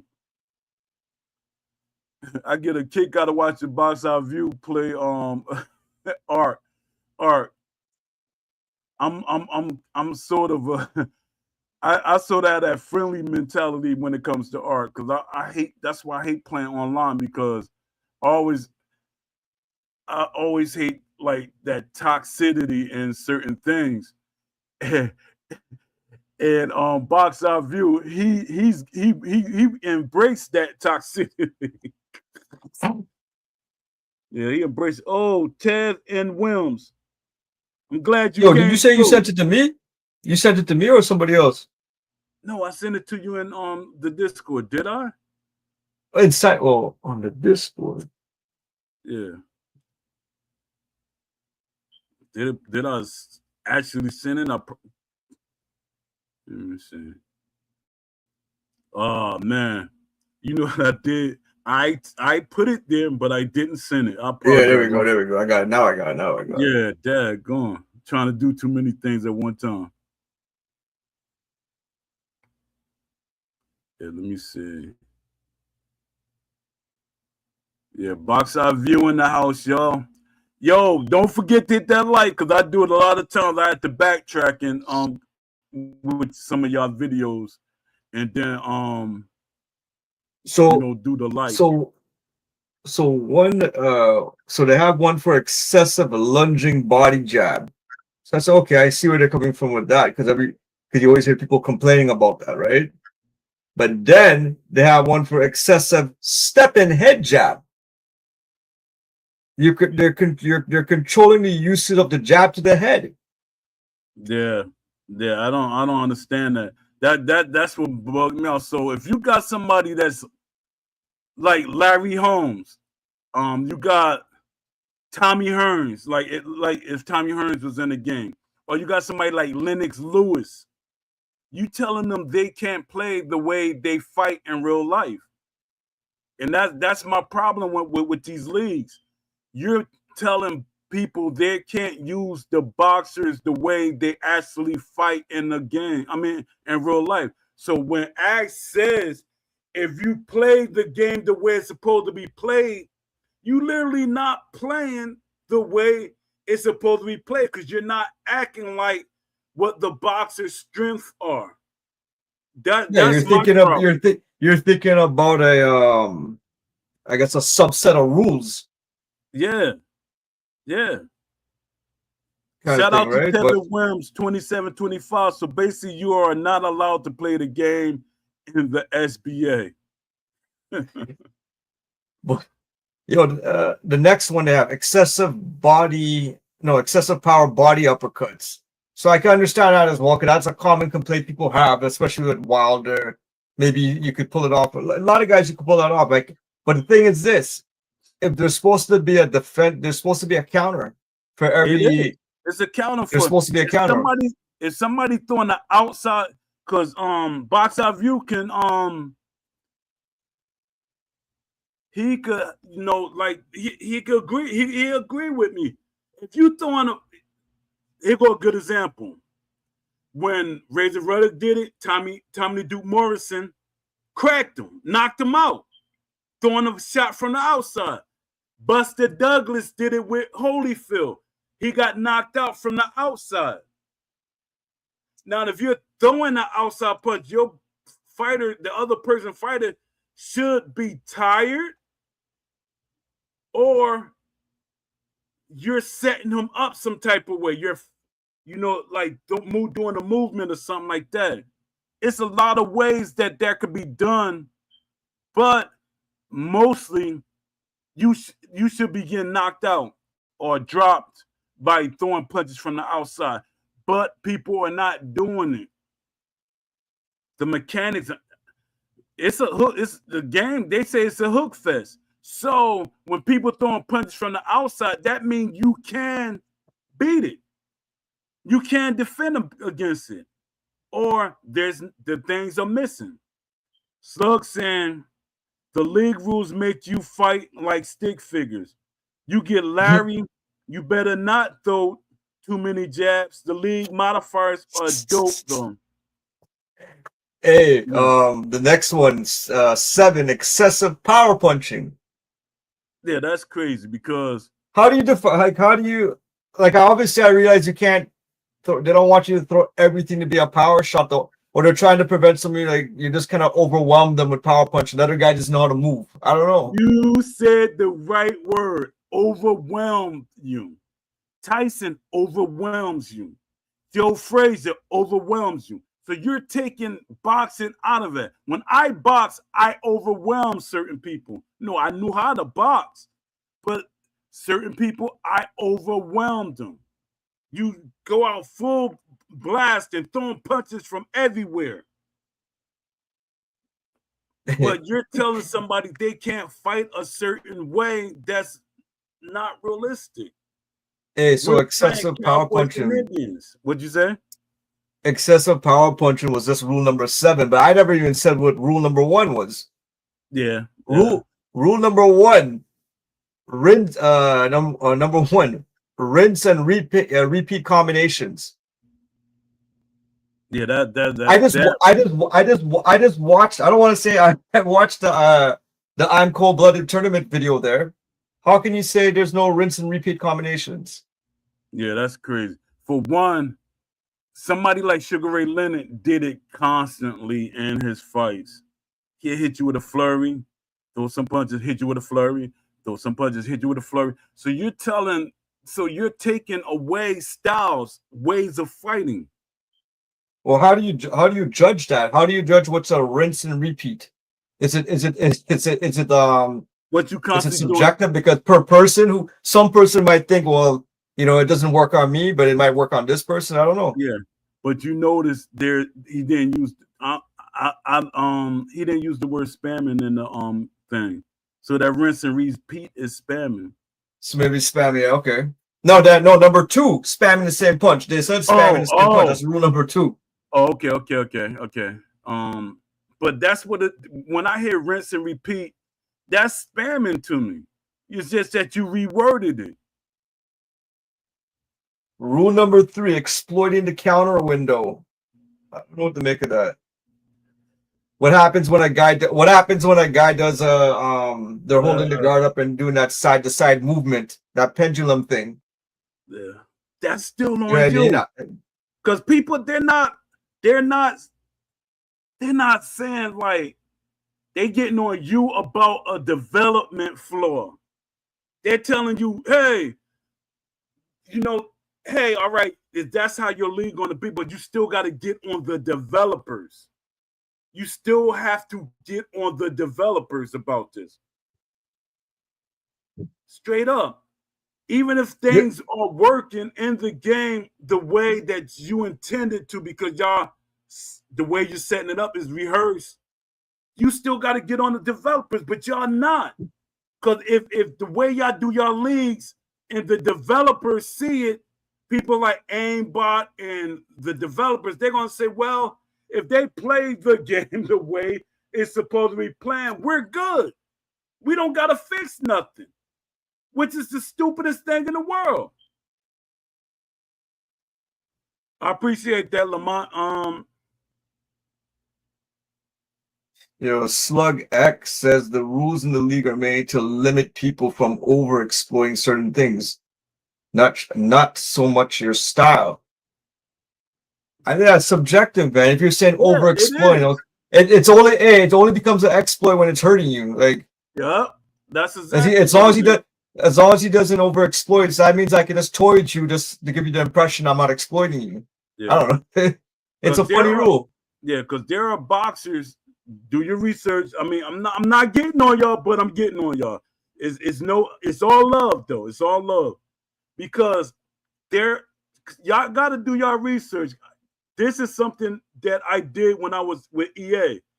I made people do their research so they could better challenge the developers. Go and say a fight that was, go look and see. There was a fight that many boxers, it was quite a few, but Larry Holmes won a boxing match with just his jab. But you know what a gamer is going to say?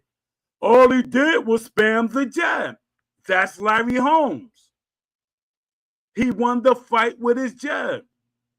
And if a person hits you with a hook, now I know what a person like me would say, if somebody throwing 3 or 4 hooks back to back, to me, 3 or 4 hooks is okay. 3 should be the tops, but 3 or 4 hooks, some boxers, the power should drop.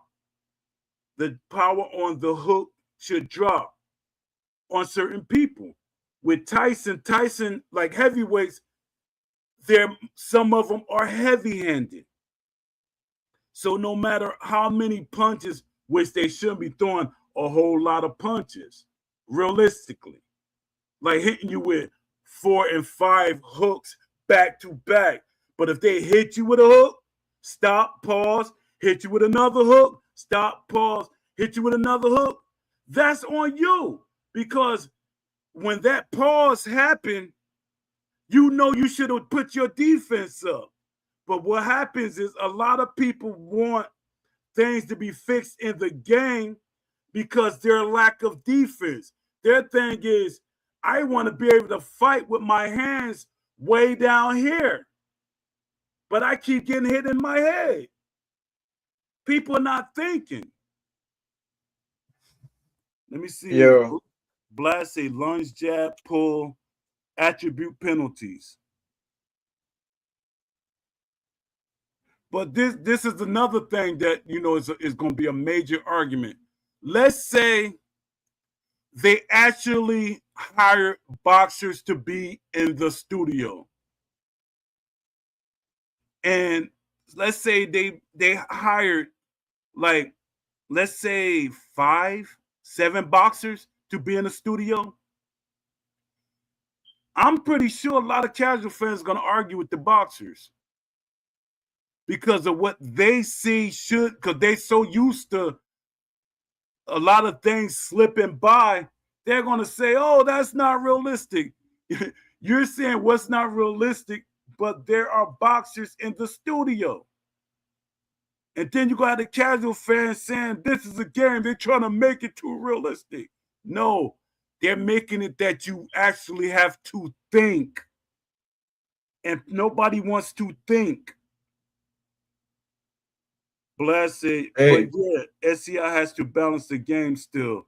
I hope that's just a joke he's making when he says balancing, No, right? he But laughed at the end. So yeah, yeah, but that's their but favorite yo, word. hey, Rule 16, going back to SBA league here. Rule 16, the body spam rule. There's a 30% body cap. They put that in writing. You supposed A to spam to the 30% body body. cap. You supposed to spam punches to the body. I have literally won boxing matches going to the body, and I got a good example. I don't, because I hate that when people try to make things about themselves. But I'm trying to educate y'all about real life things. I fought a guy from Germany when I went to England, and I was kind of nervous because I was an open class. When you're an open class fighter, like I think I had over 10 fights. So I think I was actually on my 10th fight. So when you become an open class fighter, you're fighting boxers that have 10, they can have 200 fights, 300 fights, or whatever. So I fought a guy from Germany. He had over 75 fights. And he was bigger than me. And I was like, oh man. But me, I always liked the challenge. My real trainer wasn't there, but they had assigned trainers to be there. So me, I had to depend on my knowledge of what I was taught. So the guy, he came out there and I blasted him out, hitting him with body shots. I threw him with at least what y'all would call spamming. I hit this guy with, I say about 8 to 9 body shots on both sides. Boom, boom, boom, boom, boom. I stopped him. But this guy had 75 fights. So I shouldn't have so-called exploit or spam throwing body shots. See, that's the thing when I'm about to say education. Education come into it. When you educate people on what can be done in boxing, and then a lot of things is people got to do their research. Can that really happen in boxing? Let me go and look and see can that be happening in boxing, and then y'all got to say, oh, that can happen in boxing. Now I got to do better. I got to ask for things to help me not be subjected to these things. But people want things to be dumbed down. Poe, it's Hey, more so exploiting, not spamming. See so watch this. that word right there, exploiting. So so watch this. Let me ask you this, Poe. Based on what Slug X just said about exploiting, it's exploiting, not spamming, right? Yeah. It Going back to SBA, they have a rule for excessive diagonal dodge, excessive dodge steps, and excessive dodge body spam. They call it. Let's look at the excessive diagonal dodge. Can you have such things as can you see that being what happens what happens if you take away the diagonal I guess access to that if you consider it That, excessive? but that I kind of agree with it because that move itself is, to me, is exaggerated. It's over the top. Okay. That I agree with, because I was like, who the heck designed that? Who set that up like that? And why do every boxer got it? Because it's called, you see boxers like Jack Dempsey. You see boxers like Marciano.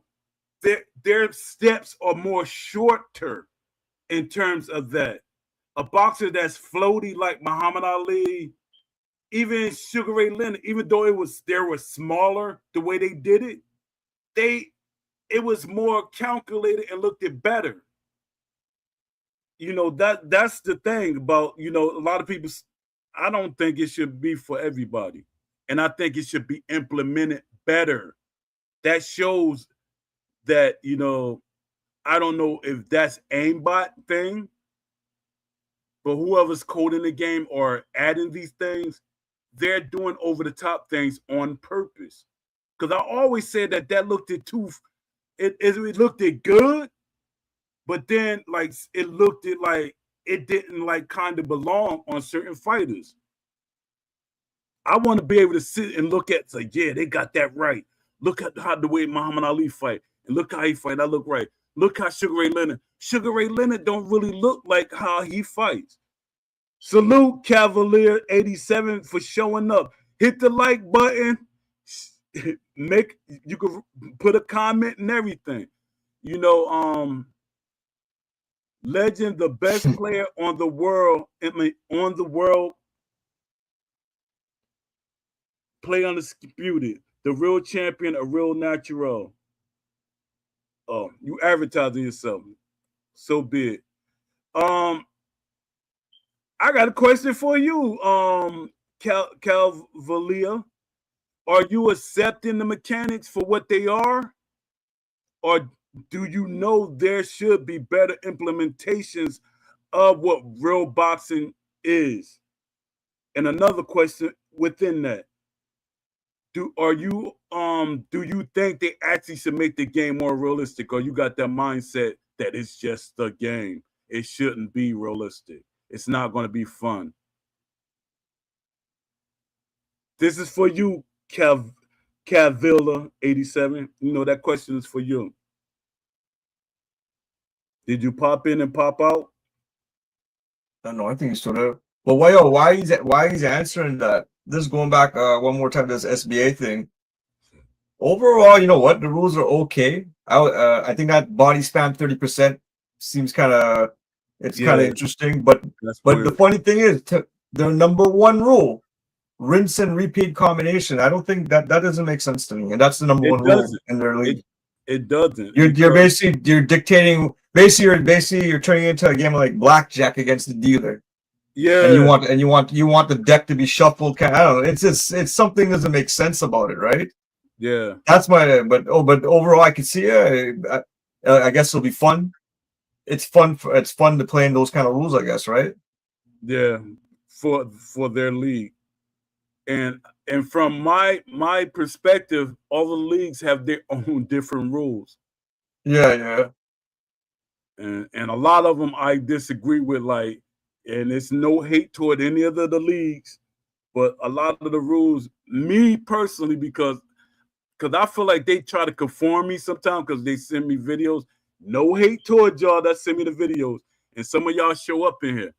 But yeah, they try to conform me and stuff too. Like, look how I'm playing the game and stuff like that. Yeah, it's just like me going in the gym. I don't agree with the way the trainer is training you, but he already have you set up because you're in his gym. So I'm not going to really say nothing to go against the trainer or the way things are set up.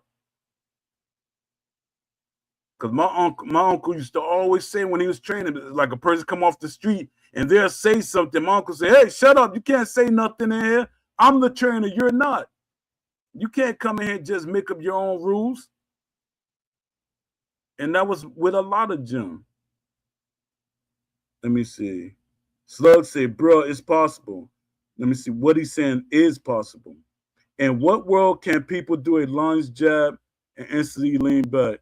Oh, it is. Floyd literally does it. He'll jab you and lean back out the way. Jab, lean back out the way. But not the way the game is designed.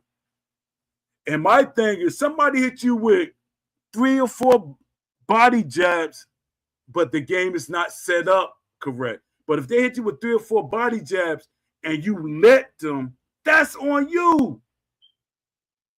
Because to me, with a body jab, you are exposed to a lot of punches. When Floyd does it, he catches people off balance because they don't realize he's doing that. Because it's quick, boom. But when we see it, to us, it does. It look like Floyd took his time and set that body jab up, and he did it. I seen him hit Conor McGregor with the body jab twice. I think I know he hit somebody like back to back twice with that punch. Well, Kinesi said a lunging jab is different from a stationary jab. What's the difference between the two? Yeah, it is because you like literally your body is you're lower and you're extending your body out. But I don't know how Still City has it now.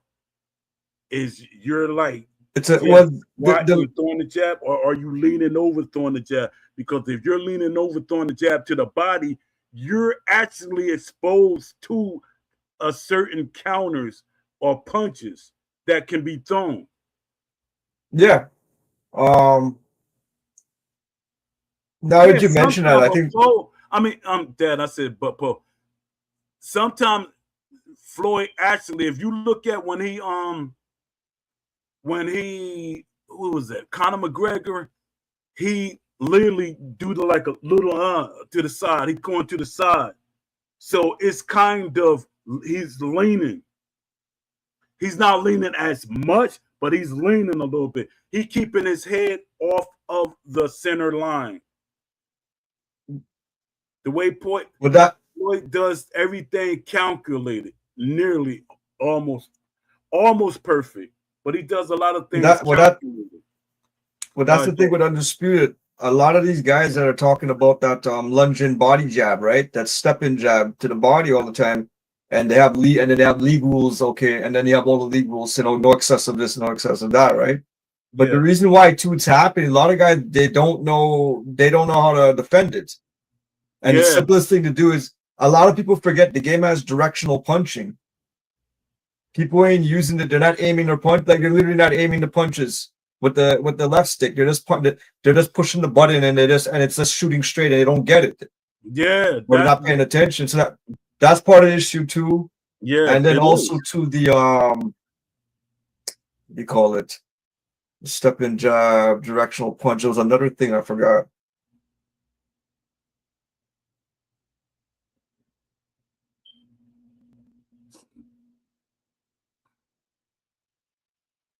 So I'm thinking about getting a PlayStation, and then buying Undisputed just to but I'm like, is it worth me getting a PlayStation just so I can prove certain points with Undisputed?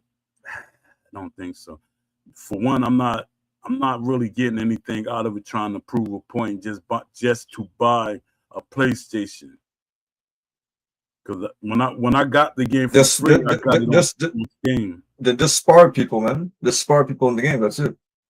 Yeah, and I'm pretty sure that's going to aggravate the mess out of me.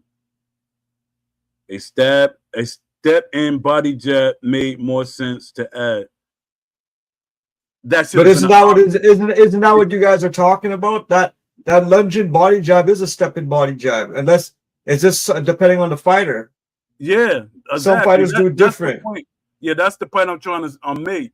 Certain boxers literally throw body jabs differently, and the way they implement it, these the things. See, that's the things I'm talking about. It's certain things this game really doesn't do well, and then certain people, they're complaining because a lot of things, I'm not getting that in them. It's really not directed towards you. A lot of people are not really boxing fans, and they haven't really watched extensive boxing matches or actually was a part of the sport. And I'm not saying it as from the perspective of I box, you didn't, you don't know what you're talking about. That's not what I'm doing right now. My thing is, if you're playing a boxing game, you should want to be able to do what boxing really is and what you can do in boxing. There are different ways. People don't know. There are different variants to the jab. And when I see certain people, they're talking about 2 or 3 ways of throwing a jab. No, there's a lot of variants to throwing a jab. There's uppercut jabs. What you talking about? But Blaster X1, if does the current body jab, does it affect you?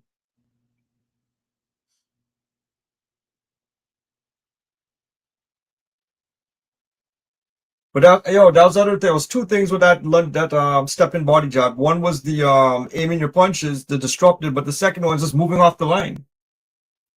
It's a simple thing like that, just moving. What do you mean by moving off the line? What it says? Read it exactly word for word. What Blaster said? No, the moving off the line. What you said, or that was you saying that wasn't on the list. Yeah, like half these guys they're getting body job, but they're just staying on a straight line. They're moving back on a straight line. They're not trying to sidestep. They're not trying to angle different nothing. They're trying to run backwards faster and they're getting caught. Yeah, kind of thing, and then they panic after, right? So that's why I'm trying to figure out if that's the case too. Who knows? Yeah, that's exactly what it is. When I be watching fights and I'm like trying to analyze watching people play the game, everybody want a slugfest. Even when people say, I hate runners. And then when I'm looking, I'm like, if and B said the running to catch up with somebody is still in the game. But I don't hear nobody say nothing that the running to, the close the distance is still in the game. I didn't know it still existed. So if somebody running from you, you should be able to run and cut the ring off. But that's not the mentality that everybody want people to engage. Everything's engage. Rock'em, sock'em robots. They want everything to fit into how they play the game. I just saw something funny. So that thing, okay, so the guy's stunned, and if he's all the way across the ring, you could double tap and he'll run, and then you'll run towards him, right? You'll charge towards him. But here's the funny thing to show you how this game is messed up. What happens if the guy? What if the guy already he's stepping away? He's already stepping off the line. He's going 45 degrees. He's going elsewhere, and you hit that run. Is the run supposed to know? Okay, I'm going to run this direction now as well. Wow. Is it just tracking? I don't know. Like, could it be? Yeah. Is that normal then? That it'll just start to track. It shouldn't. Because I hate to keep bringing up basketball, but when we see like when Allen Iverson in a game and certain people, I had to use it. But when you seeing them like playing one-on-one, like have that one-on-one like interaction, that's when I'm talking about when people say the force shield and the bubbles around the box. I mean the characters. That's the example I'm using. It's them. It's them. It's 100%. It's the them.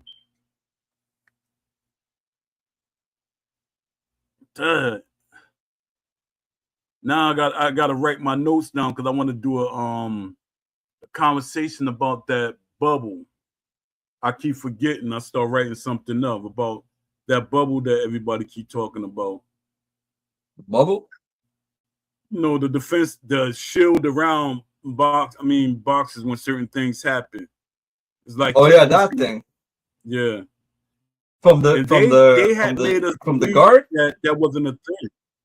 From the taunt or from the guard you're talking about? You said from the taunt, but is it for the guard too? Do we have it for the guard? No, it's for the taunt. It's for the guard. It's more this side. It's this pendulum movement everyone's doing now. They're going. It's like a pendulum movement, but like when I say it sounds good because it's a head movement, right? Yeah. But it's the way the game works in order to activate. If you're trying to put up the shields on the side of your head, you're using a combination of the what's it called, the head weave movement, but you have to lean while guarding it, and then it'll turn it on. It's like it's basically auto, but that's how you activate it. So what's happening is the guys they're doing it really quick, and that throws off. It's throwing off something. Yeah, but that's when they supposed to put a timeout. That's right there. That I'm okay with that. Reset the time. Not if you're doing it like split second. No, but not if you're doing split second. And it could be just me. Maybe it's just maybe it was my connection. But hey, if we go back to the SBA league, and I'm cold-blooded, play that guy. What's his name? Some God. Sim God versus I'm cold-blooded. That's a common tactic that they're using in the league. Wow. But it could be just me. Maybe it's just me, but I just kind of see it. I say this. It's like you're doing it even when the guy's not around you. Yeah, that's crazy. It's like they like building up a shield on purpose. I'll send you the later. I'll send you a Discord and I'll send you the time markings and you'll see what I'm talking about. Okay. But it's not the same thing. I don't think it's the same thing as like if you think in real life and look at somebody like Joe Fraser and how he does his head movement. Yeah. It's not the same thing. Yeah. Okay. It's not that we're talking about. It's the way to activate the guard so you could protect yourself from hooks. So people are doing that. It's not like built in the game. It's not like a development thing that they did. People doing it themselves. Well, watch this. Watch this. In the chat here, right? What's his name? Hey, Blaster X1. You mentioned, yeah, the head movements after that throws out. What kind of head movement are you talking about? Are you talking about the head movement like when you hold your guard up and if you move left and right, it brings up your shield? Or are you talking about completely kind of different head movement?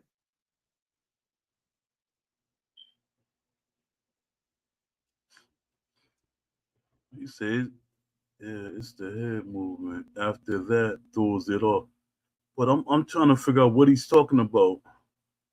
Or okay, if we go back even to the hula hoop one where you see guys just they're doing this crazy they're just wiggling. Yeah, that should be a timeout. You don't think that should be because that's energy wasted.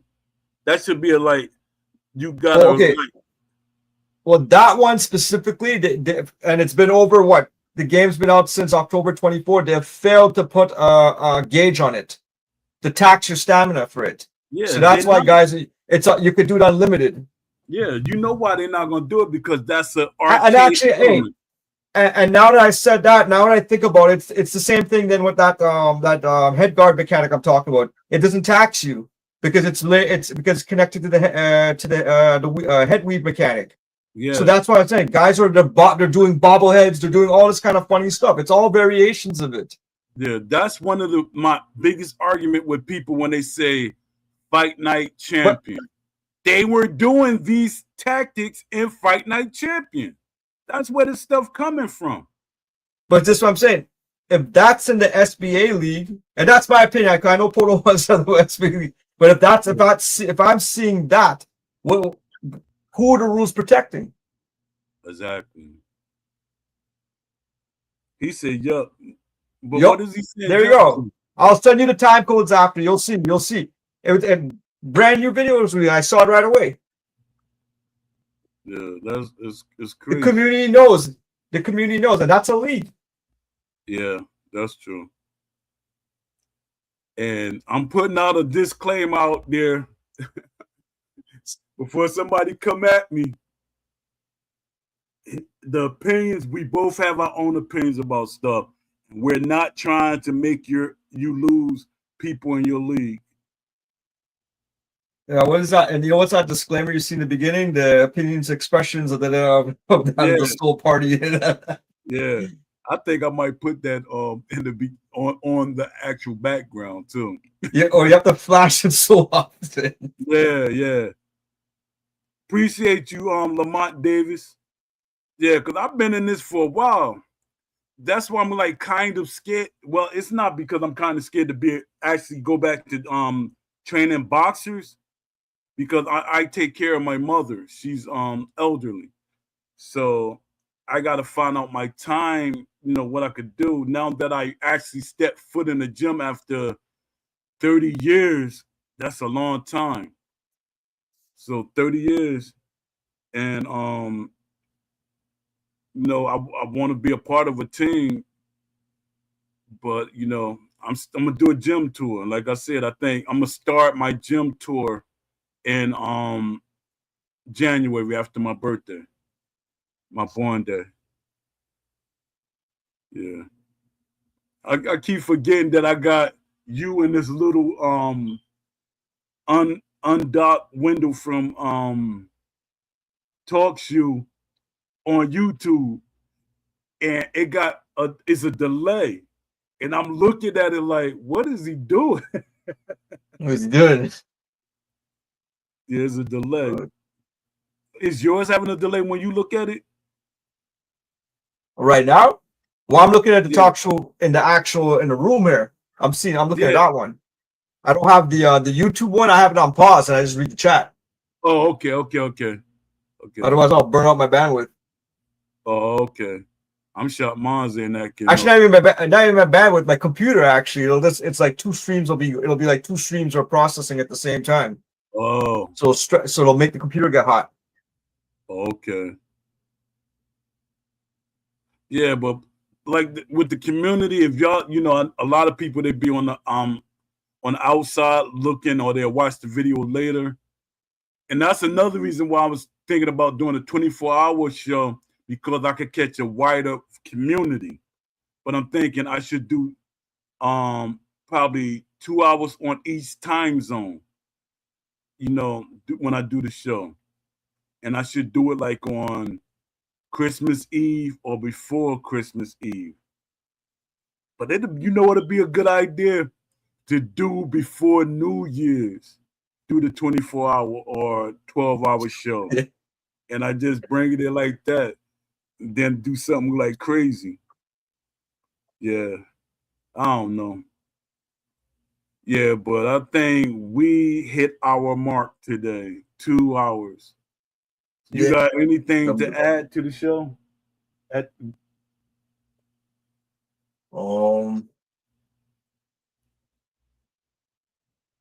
couple of things. Make sure to check out Sports Gaming Analysis YouTube channel if you haven't heard of it or haven't seen it in a while. Yeah. He's always come out with good content and truthful content about the game. He's basically he's a high level like boxing video game guy.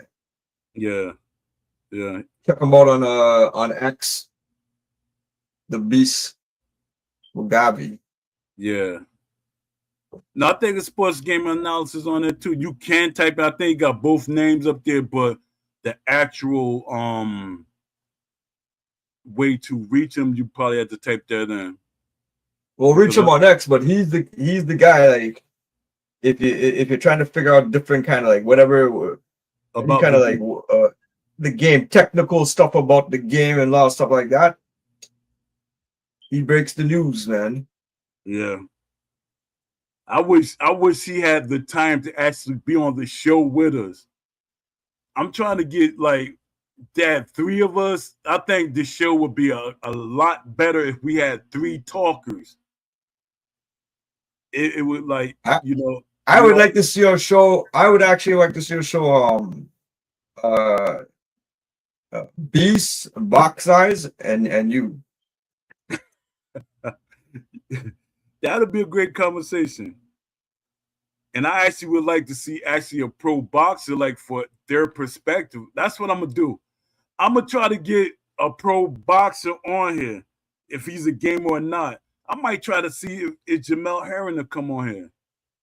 You know what's funny? Now you mention it, I'm gonna check again later, but I don't think there's any like current professional boxers that are playing this game. Like you see them playing the game. Yeah, they're not gonna show you, and I don't think they actually like Jamel Herring. He was playing the game, but a lot of them not satisfied. But they need to speak out. I think I'm gonna make a video for that and tag it, and pin that on my X. Like, why aren't y'all saying anything? I know a lot of them be like, "Oh, it's just a game," but to me, at this point, it goes beyond just being a game. It ain't like they giving us the game. We're not getting it for a super cheap price. It's more than just a game. Especially when we asking for options. I'm asking for options. I'm not like, no, just make it hardcore fan game.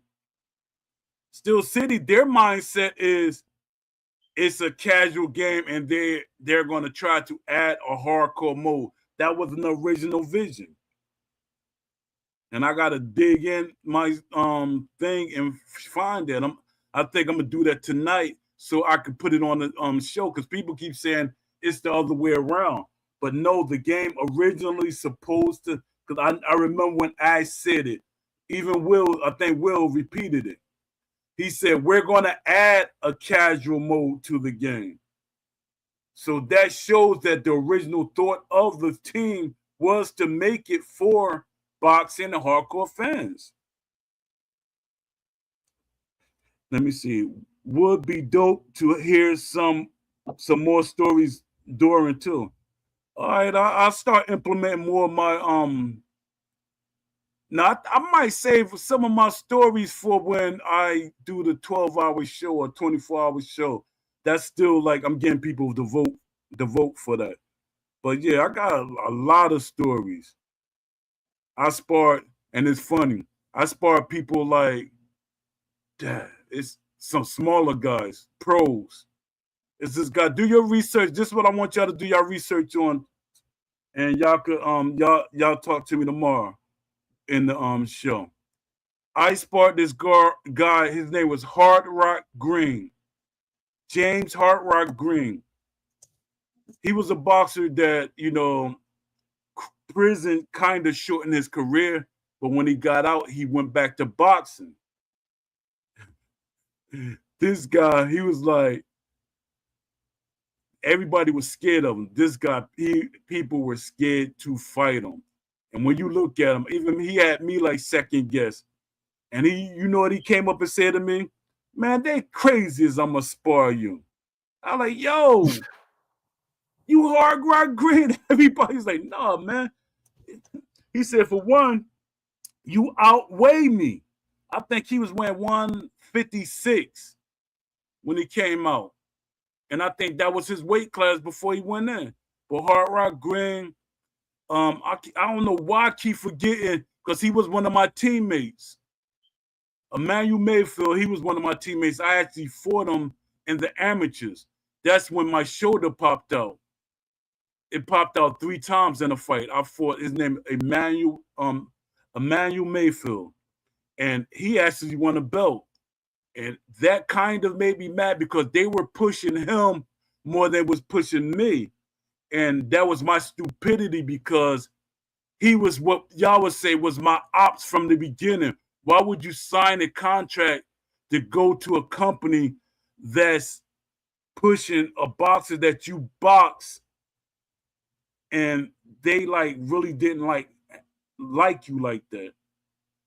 So let me ask you this. But the thing with I don't know if this can relate to the Ali Act, but it would still give a boxer the power to pick and choose, as opposed to if we look at the UFC, you have no control over your career then. I think with the Ali Act, especially when you got the promoters and managers, because in UFC you don't have no promoters, so that I think that fits. But who's more in control of their career, the boxer or the UFC fighter? Boxers. I think boxers do. You could, in the UFC, you could say it, but you could say, "Hey, I want to fight such and such," and then your thing is you got to go to Dana White and keep trying to push for that fight. But he might say, "No, I want you to fight this other guy." But in boxing, if you really want that fight, and it look like it's gonna make both of y'all money, they're gonna give it to you. Or the trainer, you might say, "No, I think I need 1 or 2 more tune-ups. I don't got that many fights under my belt to fight this guy." But you got to make it look good so the fans don't think that you're ducking or feel a certain way. Because a lot of people be feeling like, hey, when you got 10 fights, you should be fighting a guy that has 60, 70 fights. I'm just giving a big number of fighters nowadays. They don't have that many fights. But yeah, they want you to fight like certain guys. And then when you get beat, then they shut you down. So yeah, it's a strange the way things set up. Yeah, so All right, cool, man. I'm gonna take off. Okay, I'm about to take. I wanted to read something. Yeah, let me read something first, but you could go ahead. I'm gonna read it because I'm gonna read one of my posts, because I was saying this week I was gonna start to read things off my wish list. So I appreciate you showing up. You always a part of this, and I'm happy that you came through today. Until the next show. Peace. I'll catch you later. All right. Peace. AJ left the house. Yeah, so I'm gonna read some of my something off of my wishes, because I was telling y'all last week I was going to start like reading some of my wish list stuff, or read some of my my posts from my blogs. This one is Still City Interactive is leaving money on the table. This is not actually my wish list. This is from my blog that another part of my blog that I have. I think after this I might read something from my wish list. But let's get into this. Steel City Interactive is leaving money on the table. Steel City Interactive is not failing because boxing fans are asking for too much. They are struggling because they are prioritizing a narrow creative vision over a proven underserved market demand. In doing so, they are sacrificing long-term growth, player retention, and revenue potential. They leaving money on the table. They're hurting themselves. And a lot of players will support the game more if they were doing things. All right. The core misalignment. There's a fundamental disconnect between what hardcore and legacy boxing fans want and what Steel City Interactive is choosing to deliver. Fans are asking for deep boxer individuality through tendencies, styles, and ring IQ. Fans are asking for authentic footwork, positioning, distance management. Fans are asking for a system where ratings are only the surface layer, not the whole fighter. That was the point I was making earlier. If two or three boxers have the same rating, that doesn't mean they're the same under the hood. Okay. Fans are asking for offline depth equal to or greater than online play. Offline should be kind of deep because you're talking about story modes. You're talking about tournament modes that you could create tournaments offline and you can create tournaments online. But offline, it should be a little more deeper. It's so much you could do offline that would draw more people, and people are trying to push the online community is trying to destroy the offline mode, which is the stupidest thing in the world. Do your research.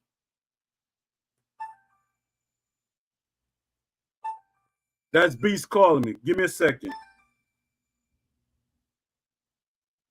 What's up, my brother? What's up, man? You know, proper quick. I thought.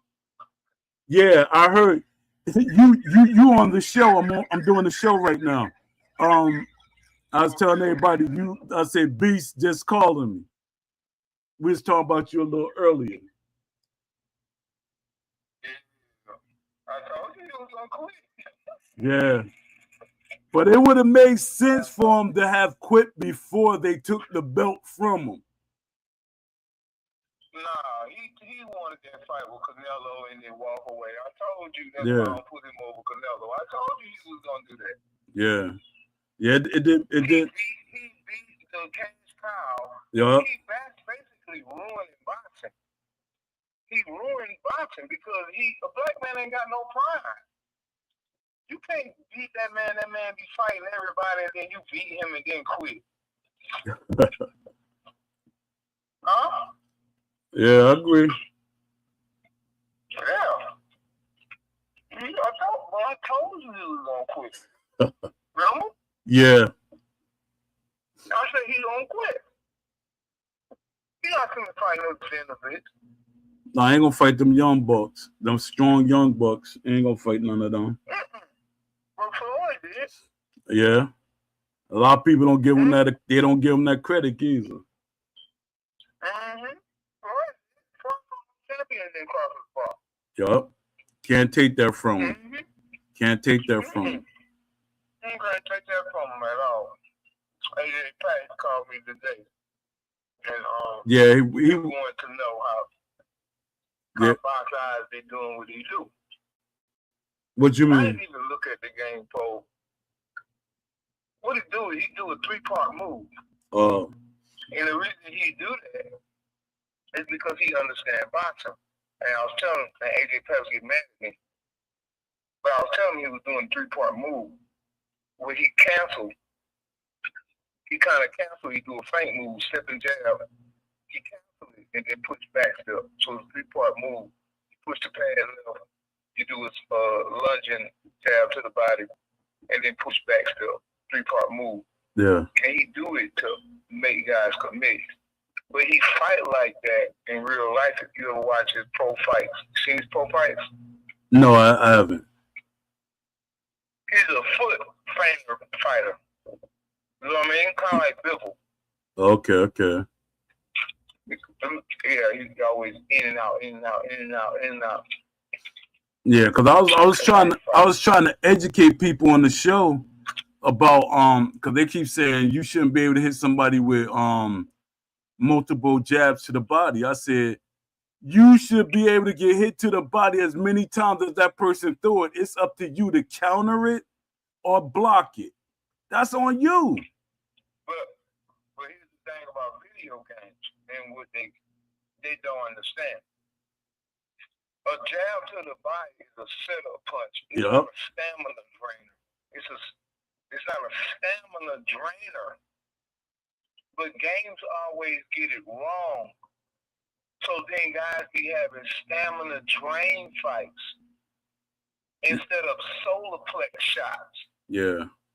Like, yeah, because you ain't, and boxing not going to, a perfect example is Dab Judah counter Floyd Mayweather with that counter right hook when he tried to do that same jab. Exactly. That gamers be doing. That's what I was telling him. There's no punishment, Poe. Yeah. There's no punishment because the boxing logic is not in the game. That's what I was saying. Like with throwing the uppercut from the outside. People say, oh, you shouldn't be able to. That's on you too. It can be. Look at Buster Douglas. There's no punishing logic in the game for bad decision making or punches. The same way, I'm glad you said uppercut. Anthony Joshua tried to throw a lead uppercut and Dubois countered it. Facts. Exactly. This is what people are not understanding. You know, so that's the deal. Yeah, because some of the stuff they complain about, you can counter it, or the game is not actually because if they was in the Discord complaining about boxing logic being punished for boxing logic, the game would be better. 100%. The sad end of it is majority of them don't even understand boxing logic. Yeah. All they understand is lean back, wait, counter. Lean back, block, counter. Back up, no, you punch. No, you punch. No, you punch. No, you punch. Because I got a shield. I ain't punching at you. Because as soon as I hit your block, you're going to counter me. So I'm just going to wait on you. That's how they play. Yeah. These things. That's how they play. Yeah, I went back in the Discord. Man, that junk is... Yo. Is what? It's crazy in there. You know how I used to tell. It's an entry. Yeah, but you know how I used to say how EA used to let me say certain things that most moderators wouldn't be able to say. It's somebody in there named Donnie. He in there saying the game is trash and stuff. I said, hold up, man. You what's the caller, man? It's like he said the game is trash, it's broken. And I'm like, yo, that's crazy. You got the red because they're in red. The reason why they're saying the game is broken, they the one kept complaining. Here's the thing about gamers. They think that they're not supposed to get hit. Yup. Think about ghost punches. The whole casual community just kept complaining about ghost punches. That tells you that they don't want to get hit at all. So guess what? Steel City increased the block. Not everybody got Captain America shields. Yeah. It's their fault. The game is trash because your boxing IQ is trash. I was a collective of an audience. While me and Poe's in there trying to teach y'all young kids about what you ostracized us, called us gatekeepers, Yup. and we old enough to be your granddaddy and father. Yup. And you just disrespectful. We boxers, we did it before. You never did it before, but called us gatekeepers. Yup.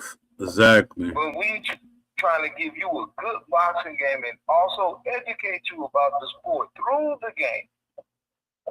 Yeah. Lamont You Davis. didn't want to hear that. Yeah, check it out. Lamont Davis, he's in the chat. He said, Beast, he said facts. He said what? Facts. He said you saying facts. Oh. Yeah. I mean, that's the sad reality. The sad reality of this whole thing for me and you is that we've seen this shit since the fucking 80s. And it's more painful for me and you because Asher B gave us a light at the end of the tunnel. Yup. And Facts. as close as we got to the end of that tunnel, somebody shut the door. Exactly. Exactly. We had the door open. Painful for those people. Yeah. We had the door open and I had to go in and like invite the vampire in and push this out. Well, you know, you didn't know he was a vampire. Yeah. You know, yeah, if you knew he was a vampire, then you would have known the vampire would have came in. That's how you know he does not love boxing. Yeah, he doesn't. Because of the time, Pope, not because of money, because he won't see. If he loved boxing, he would never have sacrificed the game to be arcade because we don't have that much time left on earth. Yeah. That's how you know he don't love boxing. Yeah. We don't have 30 to 40 years or 20 years to be pissing away waiting on them to get it right. For them to get it right. Facts. Even Ash and his brothers, they just trusted him. Yeah, that's what he does not love the sport because nobody did that. Yeah, I'm glad you said that because a lot of people saying, nah, Ash trusted Will and certain people. He's trusting because yeah. Other people as security to protect him. The more Americans that worked at that job, the more he was protected. Yeah, and the more people that he would have somebody to echo and be up under his wing. Exactly. Them aboard, they would be straight loyal to him. And if anybody trying to talk behind his back or anything like that, he could always protect his position. Yeah, saw that on Glassdoor. I seen on Glassdoor. They were saying exactly what you're saying. They said in the office they have like a bias about certain things. You can't say or do certain things in the studio. So that was crazy. I should have got it so I could post it. Sean Porter also said that too. Yeah, Sean, and you see what happened. I mean, he's being listen.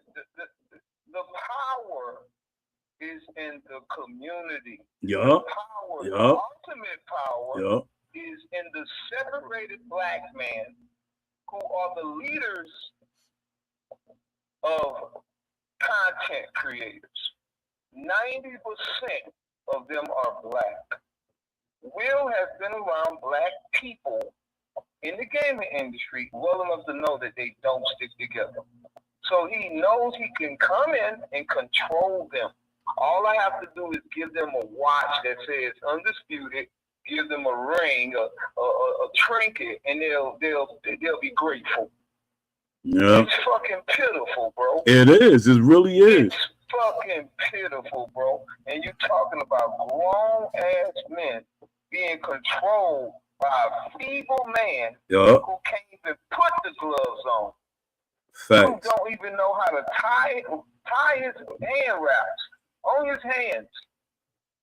And we accept and let these type of people rule a game that we love and he doesn't know nothing about the sport as being in the ring. He may know what type of Fruit of the Loom Fraser wore in 1960. Oh man.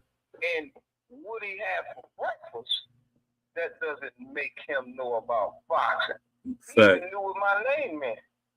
So that's how I knew he was a historian. He's a historian. And that's how he's manipulating Ash with his historian knowledge. He's a historian. Yeah, so but he saw my name, the Beast Mugabe. He said it to me. Yeah. You got that name from John the Beast Mugabe. I said, yeah, you're the only person that ever to know that. Nobody's never said that. Yeah. He put that together though. Yeah, but that doesn't make him understand pugilism. Yeah, but his thing is it's selective. He only know like the little things not, like not selective, subjective. Okay, Dad, then we going by his way, but you know how listen, selective with me, okay, it's similar.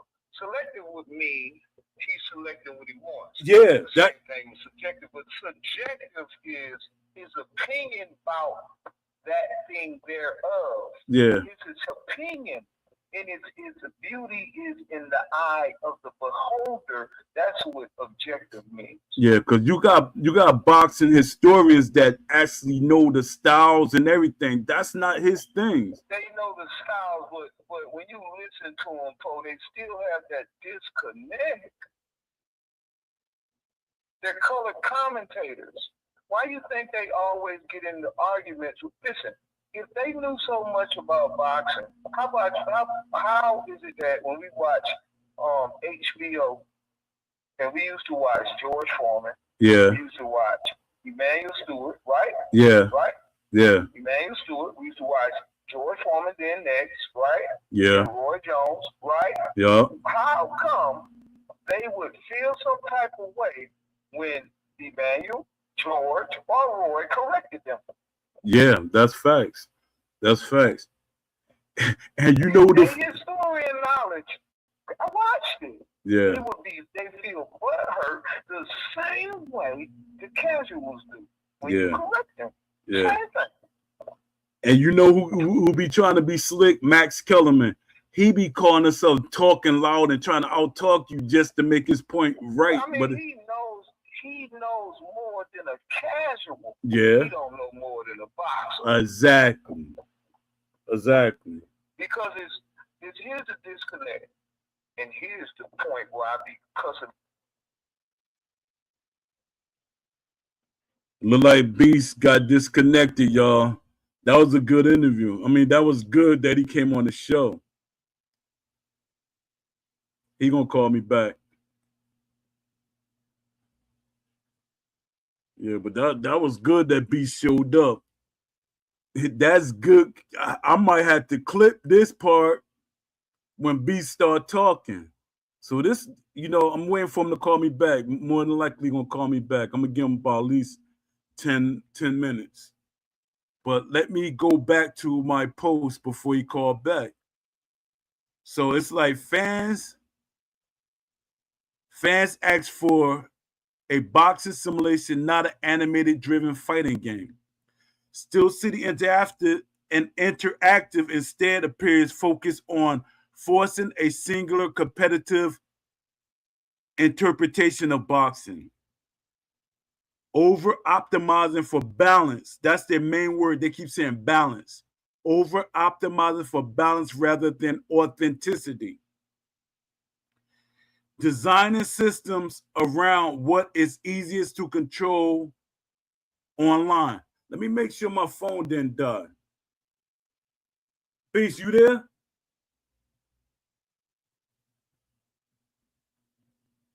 Oh, Beast went silent. I gotta let him. For some way he went silent. I missed half of his because I ain't look at my phone. He was still there, but I couldn't hear him. All right. He called him back.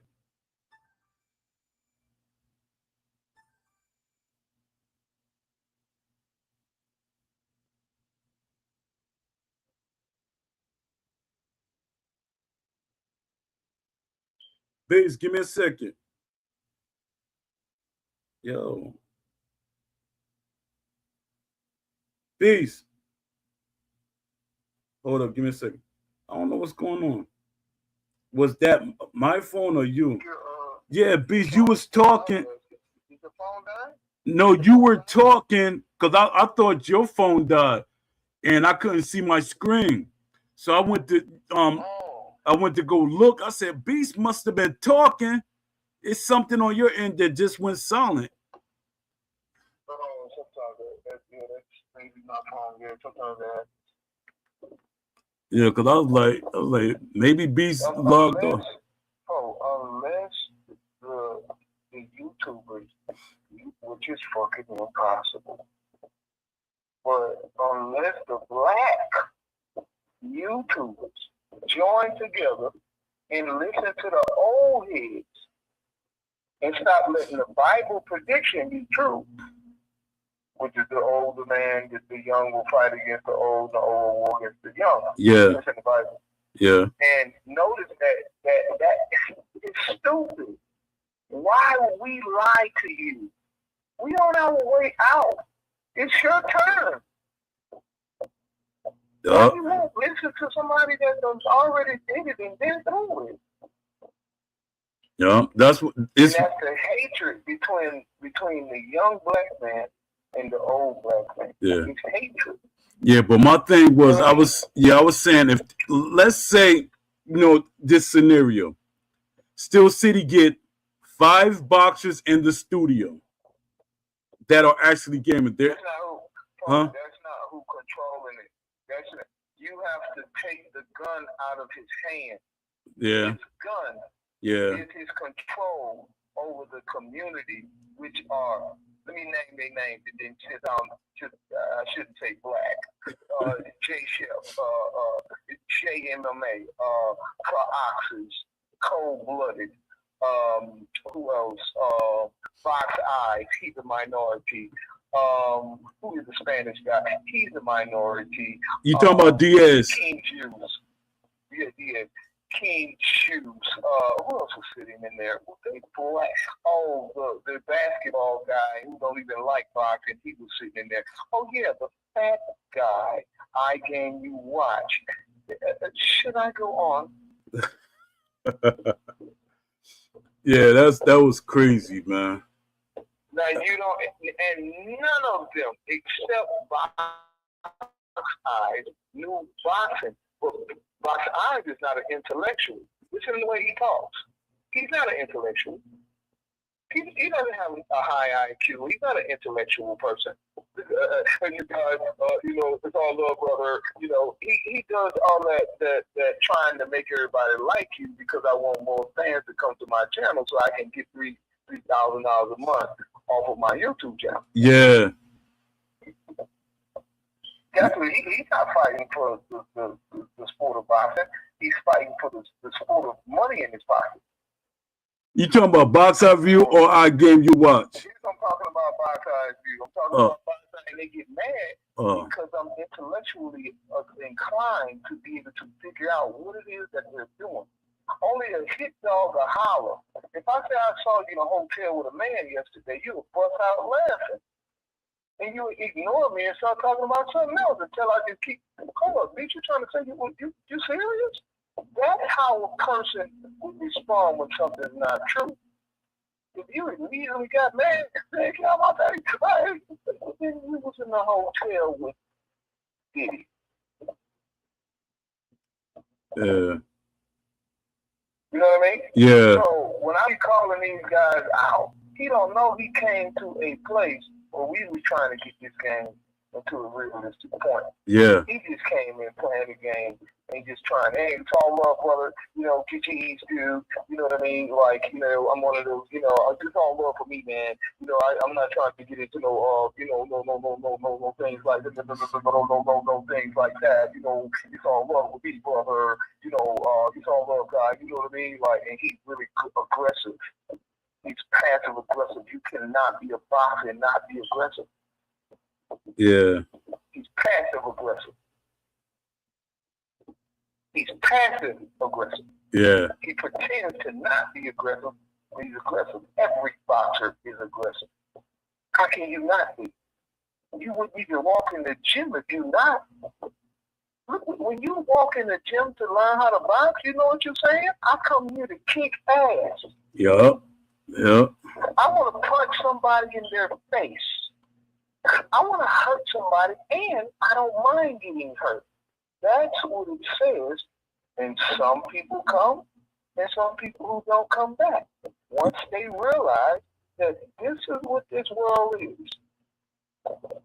Yup. Bust nose, leaking faucet bleeds out the nose, chipped tooth, laceration across the eye, mistake headbutts. I mean, the list goes on. Yeah, a lot of people don't know. Like, even like if I forget my mouthpiece, I'll be like folding up tissue to put in as a brace for my mouthpiece. I don't know if you ever did that. Yeah, so I go spar and stuff. Yeah, like, people don't. So a person would, they be watching me play, right? Yeah. Like, man, that dude's cooking you. Okay, all right. So I can't feel that.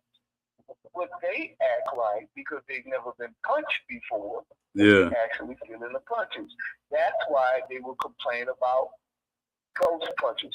Not on one of my channels of my videos I've ever said anything about ghost punches. Yeah. I look at it like a boxer. It was a punch I didn't see. Let me recover from it and see what else I can do. That's how a boxer thinks. Let me recalibrate and prepare myself for the next exchanges. You know what a gamer thinks? I'm going to look at the punch stats. You didn't hit me that much. You didn't hit me that many times because I was using my feet to run away the whole time. And I'm going to complain to the devs that they put a garbage can shield in front of me so you can't hit me. Yes. And I beat these because now I get to work with the devs and get to tell the devs to increase the blocking so I can beat the beast. Because I hate that guy. I can't stand him because he knows more about boxing than I do. And I'm trying to get in like good and still see these good things because I'm going to have a future in this. You don't have a future in this because they don't like you. They like me. Yeah. All right, you boys. You know, I just gonna make a video because I live with my parents and I can't make a lot of noise. So, all right, you boys. And all the people that listen to me are people my age because I'm young. And I just hope that the beast guy just quit because he should be taking care of his grandkids or something. He should be at the park swinging on a swing with a cane, smoking a cigar. Why are you even messing? This is for us. This game is for kids. Yeah, that's crazy. That's crazy thinking. We grew up playing games.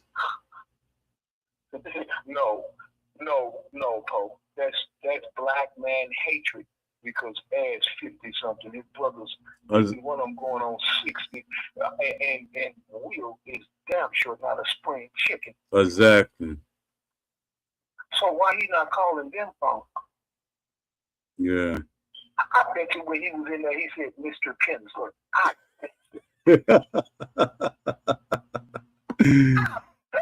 Ew. Mr. Kinsler.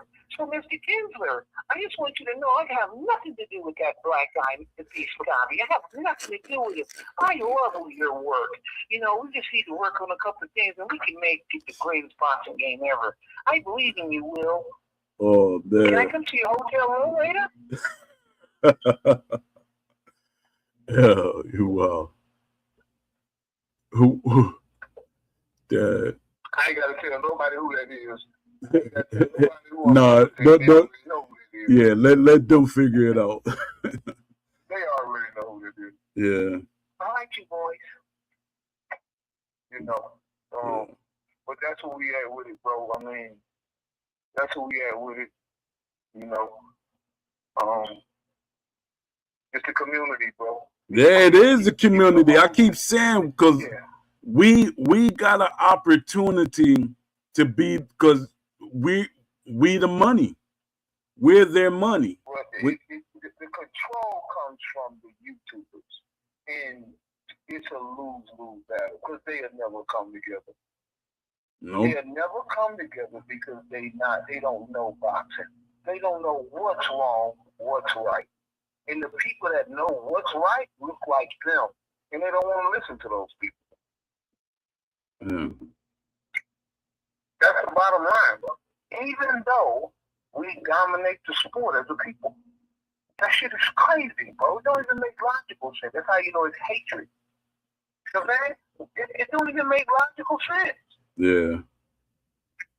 I told you that they was going to put that creative mode in that game, and then they were going to take it out. I told you. Yeah. I've seen this before. But that was the same thing. Yeah, but that was a tactic. They knew they wasn't going to stand there long. No, folks. It was not a tactic. That was something. Listen, MMA, King Juice, listen to me. Mm-hmm. All the young people was not around in 2002 when online boxing first started with Roy Jones on the cover. They was not around playing it on DSL, getting free packets to get free internet, and had to listen to this. They don't know what the fuck that is. But we do. Yeah. So all the mistakes of a boxing game, I've seen them. I've seen all the cheese that they did in round 1, 2, 3, 4, prize fighter, champion, round 4. All the experience of those boxing games with cheese, that's a champion, I've seen. So I knew when they put the creative mode in there, they was going to become a cheese fest because you got. Listen, when I'm playing the Jordan, I'm not trying to be racist or anything, but we already know if you look at a white boy and see him dancing and see a black, it's two different damn things. It's the same thing in gaming. White boys mechanically think when they playing the game. They always trying to find some mechanical way to play. They always do that. And if they come forward, they're going to fight with retarded, crazy intelligence. And that's how I know the difference between when a black guy's playing a boxing game and a white guy's playing. A black guy plays with rhythm. You could tell it's a black guy because he's playing with rhythm, the way he's moving. When it's all sporadic and robot, but he's winning with it, that's a white boy. I could tell. I could tell. That doesn't make him bad, but they always look for loopholes and glitches to win. And they'll be doing weird shit that you ain't never seen before because they looking for it. And they creating it. And I knew that was going to happen because I've seen it before. You see what I'm saying? Yeah. It's a thing they used to do on round 3. They would kick the thing called a judge jab. You remember that? Yeah. They had a judge jab, and they would just keep beating your face in until you became so weak you couldn't defend yourself. So they'll put the judge jab. They get fighters that had the judge jab. Ali had it, and that I forget his name. That fat guy, Hercules, was his name? I forget his name. He was a black guy. Yeah. And he used the judge jab too. And then they had Burger Time. I think his name was Burger Time. He was one of the 2 players in the world. He used to do that. It's been Burn King. There's another guy named Burn King. And he was one of the top guys that could play the game, but they would win by cheating. It wasn't by boxing. Yeah. So I knew that was going to happen. But they clamped down on it quicker than EA did back in the day. That's fast how fast they clamped down on that and hurry up and got it out of there. But it's people like me who know all these things that they don't want to use because of racism. Yeah. It's racism, bro. Yeah. Because we wasn't getting treated like this when we were just dealing with Steel City out of England. All of a sudden, the United States got involved. Racism came in. That's a fact, bro. Yeah, fact. We not from England. But we got treated. And I know when Will came in there, he saw that we was popular. He was like, damn, they listening to them. I got all type of experience in the gaming industry. Shit, I can take over this whole company. They listening to nobody. I know that's how he felt. Yeah, and he know I was already a problem. He knew I was a problem. You was never a problem, bro. You was a problem. Snake didn't ask him to spar? Why he didn't ask him to spar? Yeah. But that joker cut my communications off with Ash immediately. Man, Ash was talking twice a week. He was bad talking you. He was bad talking you at EA. You just didn't know it. Yeah. Oh, I knew when I got banned. This ain't something new. Yeah. Bro, Will Kinsler lives in a neighborhood that black people. I showed y'all. This is how disconnected we are as a people. We dominate the fighting game industry. Do you know who the top Mortal Kombat brands are? Sonic Fox. Oh, let me guess. He black. Majin Buu, black. Tekken. Ninja Killer. Cop, black. We fucking run the fighting games, man. But we separated. We separated. We do not stick together. And he's exploiting it. Because if all of them would have attacked him in that room, hold up, man, if he tell the truth, what was he going to do? What can he do? Exactly. But they were scared they was going to lose their favor. They don't know about boxing. How they going to defend something they don't know, folks? Yeah, but at least say something, because we did send them with some. We both sent them with something to say, and they didn't challenge it. Well, Cole, how they gonna say? That's like me and you going to hockey. Yeah. Yeah. What happens me and you sitting in a hockey room video game and we just there to be a YouTuber? What we gonna say? Nothing at all. Nothing at all. Like, oh, they do have fighting in there, but I could say something, but no. No.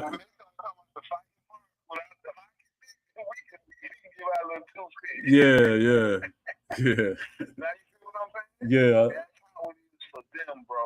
Yeah. Facts. You don't believe you be giving them too much credit, but they don't know not one morsel of the truth about boxing. They don't know nothing. I'm telling you, they don't know nothing. Nothing, bro. They don't know nothing about no 1-2 slip coming left hook to the body. They don't know stay on the outside of the jab, get off the center line. They don't know that. Yeah. They don't know that. This something. Yeah, hold up. This is something I want to ask you, and people don't realize it. Sure. They're saying, because it was an argument, like literally just had like 754, about the jab to the body. There are actually two ways to throw the jab to the body in real life. You could be stationary or you could lean. But here's the thing, the moves are there, Cole. The moves are there. But the counters. You can't punish them. The counters. And listen, the reason why do you know the real reason why they're complaining about it? The effectiveness? Because it drains. Listen. Let me tell you the mentality of a gamer. Look at these casual boxing games. Yeah. I'm about to expose them. This is their mindset. They want to run and not get hit. Right? That's number one. All right? Keep that in mind. They do not want to engage. Right? Yeah. They have a plan to win by points. If the knockout comes, so be it. They turn into a monster when you hurt. As soon as you get your stamina and your shit together, they back up and go back to being a coward and putting their tail between their legs. Right? That's 2. Yeah. 3, the jab to the body drains stamina and put them in walking mode. That's what they hate. That's why they complaining about that jab to the body. Oh. They're in walking mode and not invulnerable and they can't get away.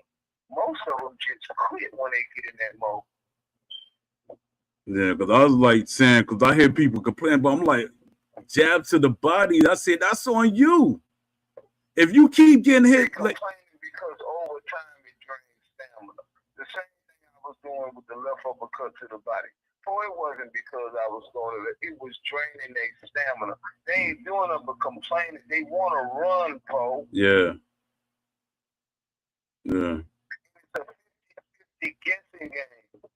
Yeah. Just like the outside uppercut, the uppercut, you could throw it because you know better. but they keep saying, they try. Oh, you shouldn't be able to throw it. Go ahead. The uppercut, listen. Listen, I ain't just trying to take over. No, go ahead. Go ahead. Because I know the game. Yeah. They complaining. I'm gonna say it the way battle rappers say it. They tried to dodge a car and got hit by a bus. Mm-hmm. It was the car, and now what's happening is a fucking bus. They was goddamn complaining about that left uppercut that I was doing to the body. Now Will made it worse.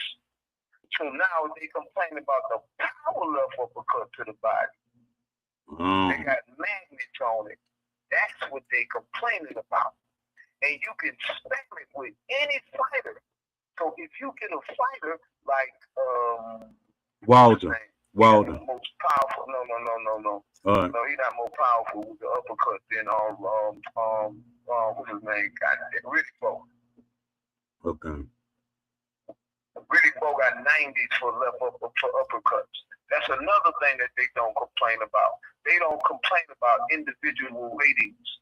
Oh. Every punch on that game should have individual ratings. Exactly. Individual ratings.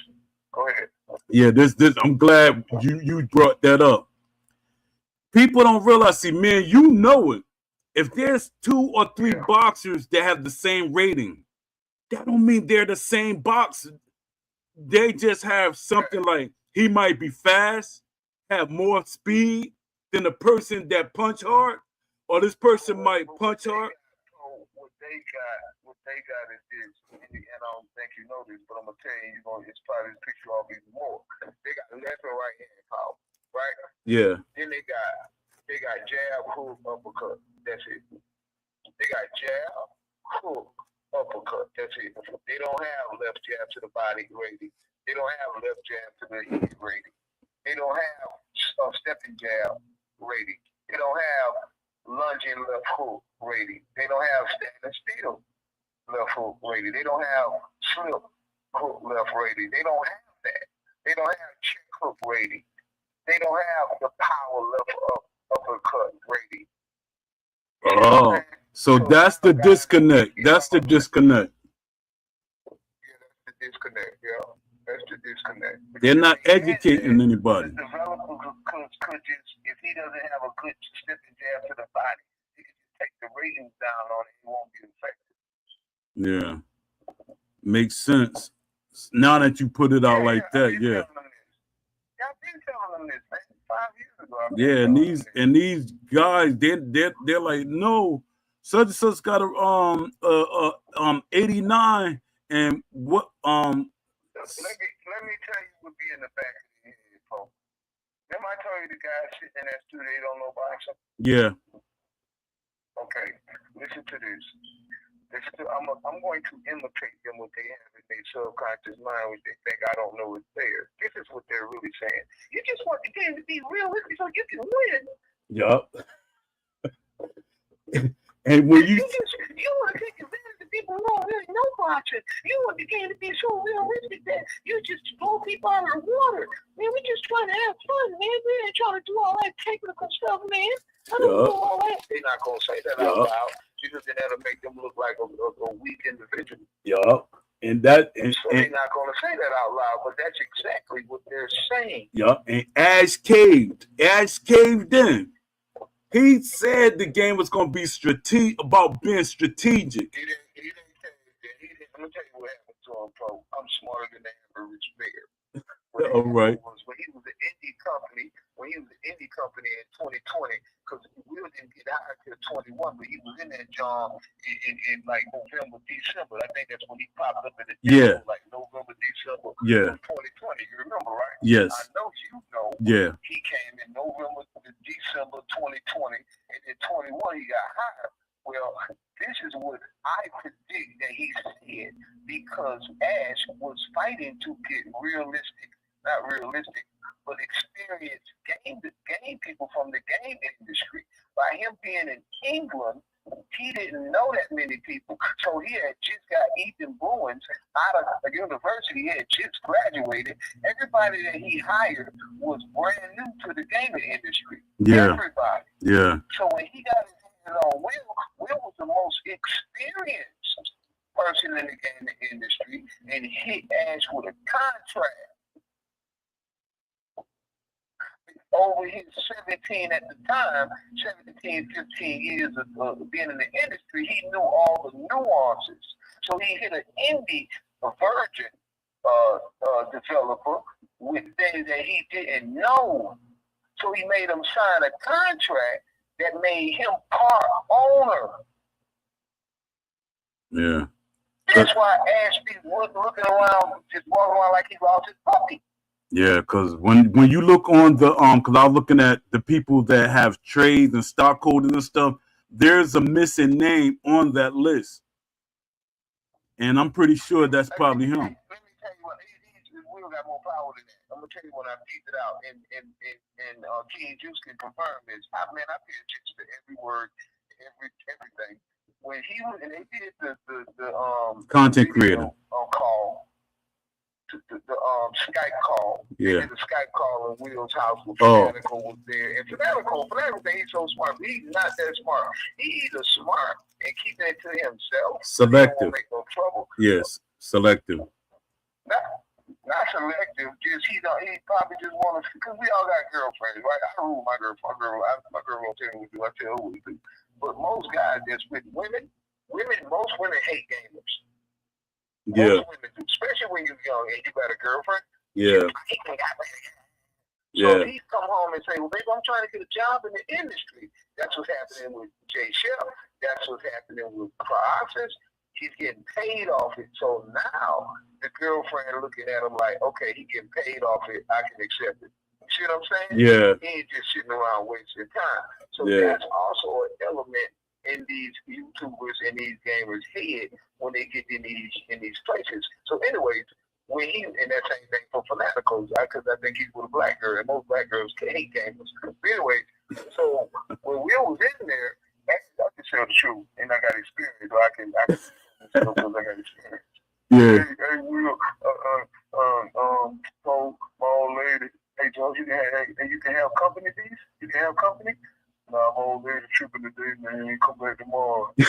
One of them kind of niggas. Anyways. Yo, I'm gonna clip this version of the interview. Of the podcast. No, what I'm saying is your conversation. I'm gonna like make this like its own separate entity.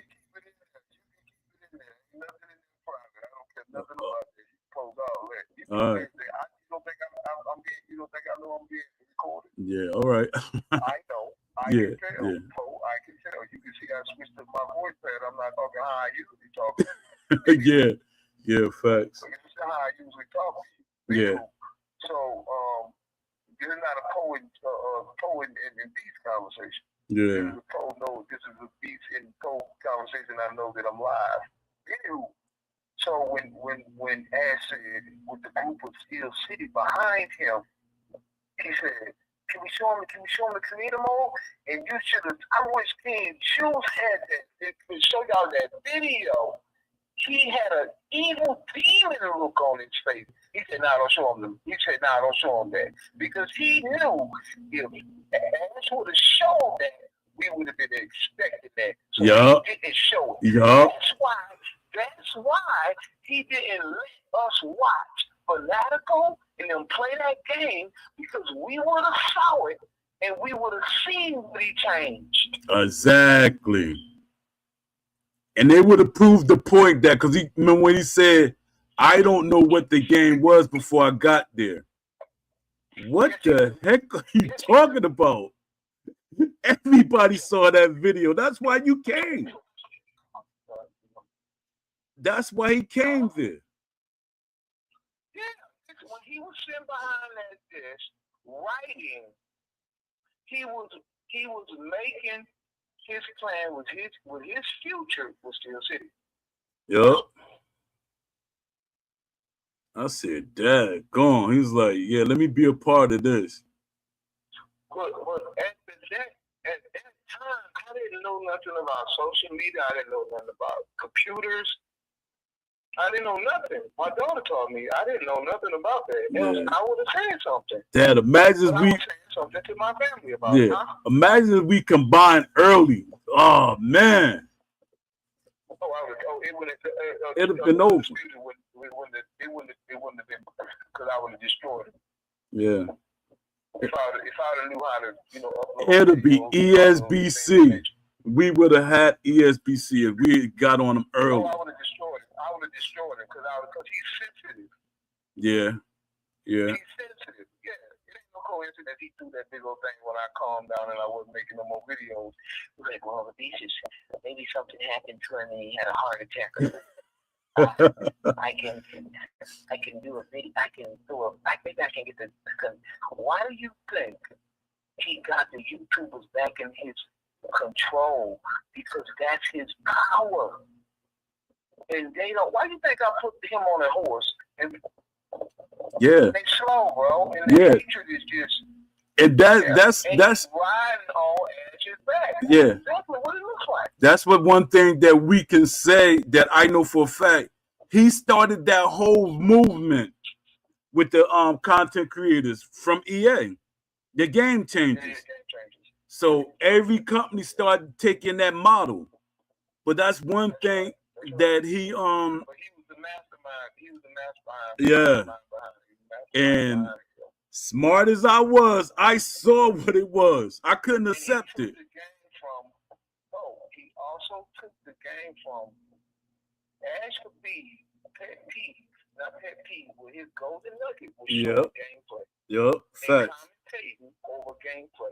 That's what he was doing. He would get. Will came in, start the round table of fucking 2 hours of just talking and babbling. Yeah.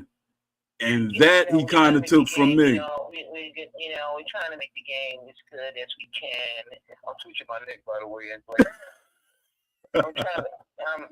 We're trying to make it, I have Tourette's. I'm autistic. But we're trying to get the game out to you guys. And, it's unfortunate we have to teach you guys like anything. So, he said that. Yeah. That's, you know what they were saying in the Discord? They were saying that they said they had over 100 testers. That's a lie. You know when the 100 testers, when we test the game on the Steam, that's where the no, they said 1,000 testers. They don't have no 1,000 testers. They did have 1,000 testers. They did. When? Oh, it don't matter. It's all of them is Ronald McDonald and the fucking goddamn squirrel girl. Yeah, but the Q&A, it's like 6 of them. I know what you're saying. Listen, they had 1,000 testers, but it don't matter if they don't know boxing. Yeah, that's true too. Listen. You're not looking at the numbers. You had 1,000 goddamn testers in the game, still ain't realistic boxing. Exactly. And you had 1,000 people with teeth. Did you know how bad that makes you look? It does. It really does. Because it's governed by one person, bruh. Listen, when the 2 white boys took over the game, I forgot the little fat white boy that was last year, during the summertime. When they put in archetypes. When they put archetypes in the game, I'm telling you the truth, folks. When the game first dropped, that was the best of the game been since the beta. Don't listen to them. That game was boxing at that point. It was boxing and arcade version. That's why me and Showbiz said the same thing. I'm telling you it was, bro. I've been in the ring before. And it was fast fucking pace and it was violent. It was chaos. Yeah. I'm telling you, and it was when I say violent, the game was violent, Paul. The game was violent and fast paced. And that's how boxing is. Violent. It's a violent sport. I did. I tried to tell you that. I tried to tell you that. Yeah. You didn't listen to me. Yeah. I was telling you, when you played that game, when it first dropped on November 11th, that game was fucking violent in fast pace. It was complete chaos. It was almost like going up against an amateur opponent that's in good shape and throwing punches and punches. That's how that game was. On drop day, it was fully action-packed. That staggering, gamers had never seen that before. That staggering, you could catch a guy in a combo and have him so messed up in a combo, he'd be staggered all over, you could knock him left and right. Yeah, I remember that. I remember that. They weren't used to that, Pope. Yup. They weren't used to that. I remember that. And it don't take but a few people who in that community to complain, who don't know boxing, don't know how it feels to be in the ring, and get the whole game changed. Yup. I was like, yo, I said, it's a slow punching chess match of who's gonna throw the punch first. They couldn't handle the speed and the rhythm. Man, knowing Rock Solo said, man, it's the best the game ever felt.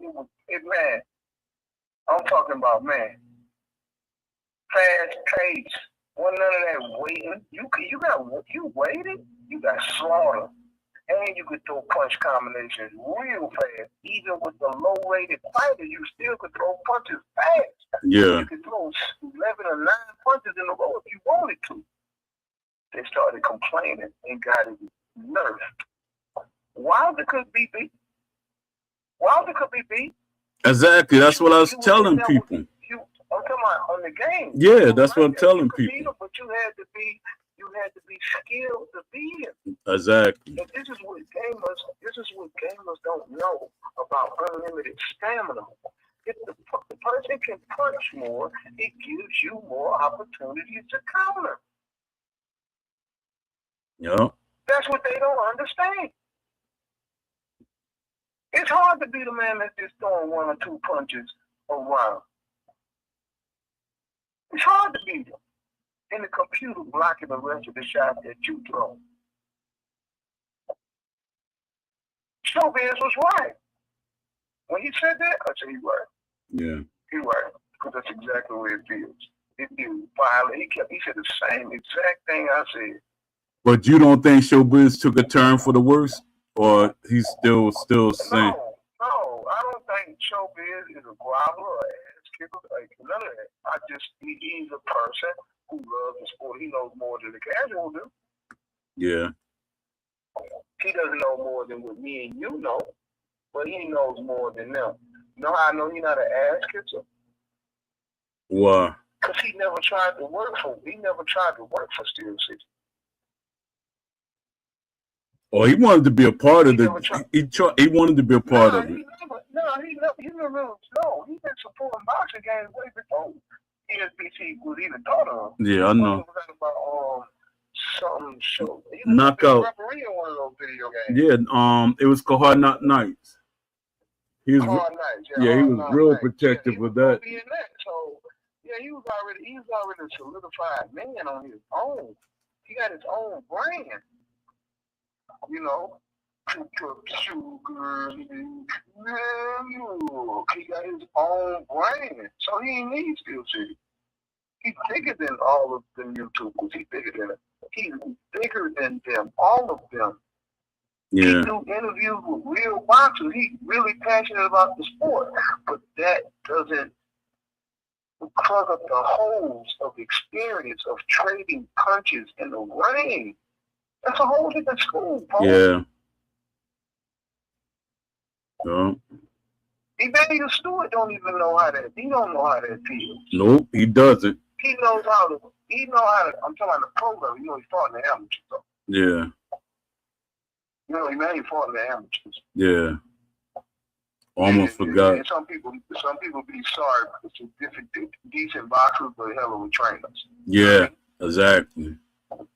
Ted Atlas, Kevin Rooney, Customato, you know what I mean? Yeah. So, yeah, so, you know, some people just, you know, just like Glenn, what's her name, Ann Wolf, she said, I didn't understand boxing until I retired. Wow.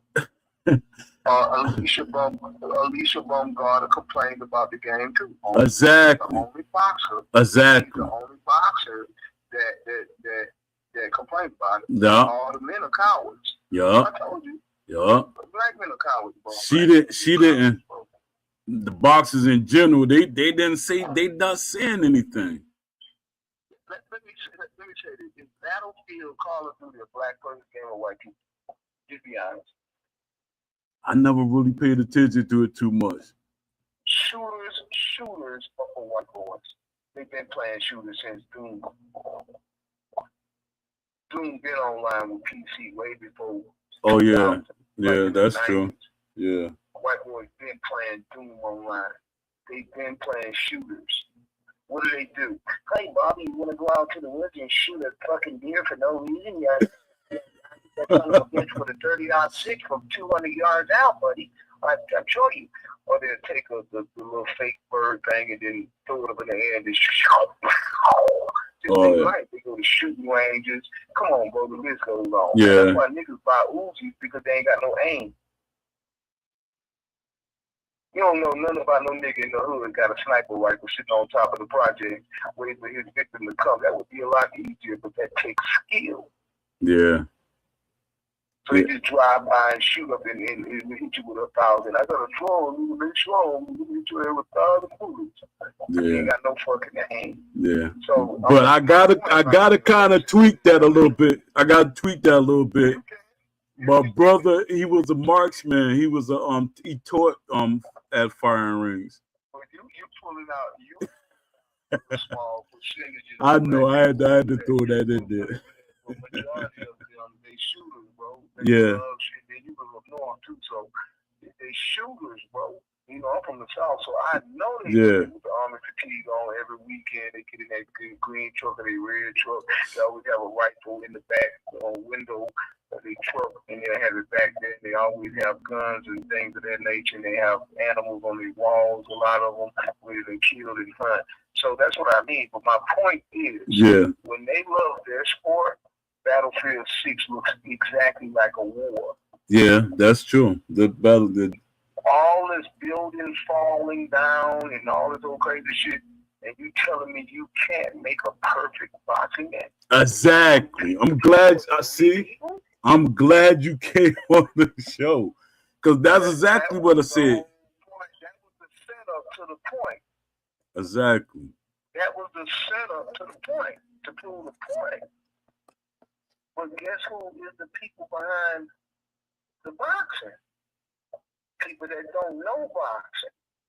Guess who the people are hiring? People that don't know boxing. Yep, I said that earlier. In the show. They're not even hiring the right people. Every time I look at the list, I try to see how they're hiring. He's doing that on purpose, though, bro. Yeah. It ain't but one way. Let me not say that. Anywho, it ain't but one way, bro. Will Kelly needs to have a heart attack. Yo. You went all out, man. Man, I don't like that motherfucker. I'm a grown ass man, bro. Yeah. I got 6 children. My oldest son is 33 years old. He is my level. I'm not his child. Yeah, fact. We are the same age. I'm not his child. Yeah. And that joke was like, I don't walk up to him and say, Mr. Kinsler. Yeah. He villainized us. He villainized us in the chats and stuff. And he's the biggest coward, because he always does things behind closed doors. He was doing it in the Discord when you felt the energy switch. Yeah. It was him. He was doing it. No, because man, we had people starting to listen. Everybody was like looking for us. We was there when they first did the Discord, and when exactly. Together, we was in there with the interview. I was the first person to bring up manual blocking. You can go back to Vato Fanatico channel. Facts. Dad, we got disconnected, y'all. Hopefully, Beast will call back. We all scared him away. We scared Ragzilla away. I think he's scared Beast gonna pop up on him because he went in there and said he'd be back and he never came back again. His whole thing with that popping up is because of that petition that was put out. It was starting to gain traction. You know, it was like telling people to put pressure on Steel City to get rid of Will. So Will said, "Oh, they starting to get traction. I gotta come in there and tell my story."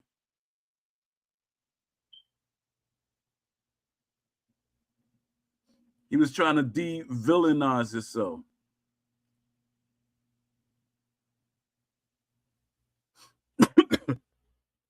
Dad, Beast left. I think he got a disconnection. Give me a second. Yeah, Beast must have got a disconnection. If he popped back, I'll bring him on the show. Let me see. Let me finish reading my post that I was trying to read. Because I was telling y'all I'm gonna start reading some of my blogs. It helps, kill time. All right. Steel City Interactive appears focused on forcing a singular competitive interpretation of boxing over optimizing for balance rather than authenticity. That's their main word, balance. Design systems around what is easiest to control online. Treating realism requests as feature creep rather than value. This is not a technology problem, it is a philosophy problem. Boxing fans are not a casual market. Boxing is not football, basketball, or MMA. Its fan base is smaller by significantly more invested. Boxing fans debate styles, guards, foot placement, and punch selection. Boxing fans understand that two fighters with identical ratings can fight completely different. Boxing fans value nuance over spectacle. Boxing fans are willing to invest hundreds of hours into mastering systems. Boxing fans, ignoring these audiences to chase a generalized esports friendly design leaves money on the table because no major studio is serving this niche properly. Forced design never wins. History across gaming is clear. When developers attempt to educate players by removing depth instead of imposing it properly, the game plateaus. Fans are not rejecting complexity, they are rejecting systems that feel artificial, mechanics that contradict real boxing logic, movement that breaks immersion, boxers that feel interchangeable under the hood. With a studio, when a studio forces players to adapt to design choices, that conflicts with the sport itself. The result is frustration, not loyalty. Unreal Engine will not fix this by itself. Switching engines alone will not solve these problems. Unreal Engine can help with network prediction, physics integration, animation blending, tooling, scalability, but if the underlying design philosophy remain unchanged, Unreal will simply make the same problems look better and run smoother. Technology amplifies vision. It does not replace it. The missed business opportunity. Steel City Interactive could own the boxing simulation space outright by embracing modular realism rather than flattening it, educate fans through UI, breakdowns, and training modes, letting offline depth coexist with online balance, treating boxing knowledge as a selling point, not a barrier. Right now, they are choosing to limit their ceiling to protect short-term control. That is where the money is becoming left behind. The bottom line, fans are not asking for an impossible game. They are asking for a game that respects the sport. Steel City Interactive does not need to force boxing fans to accept simplified a simplified vision. They need to meet the audience where the passion already exists. The demand is there. The technology is there. The technology exists 100%. The market gap is real. What is missing is alignment. Let me see what y'all saying in the YouTube. All right, y'all ain't saying nothing. I got 8 people here. All right, I'm gonna read partial of one of my wish list ideas because, like I said, my wish list ideas are long. They are well. Some of them are well put together, so I'm not going to like dig too deep into them. And y'all could read some of this stuff on your own. Just go to my my blog. Let me see.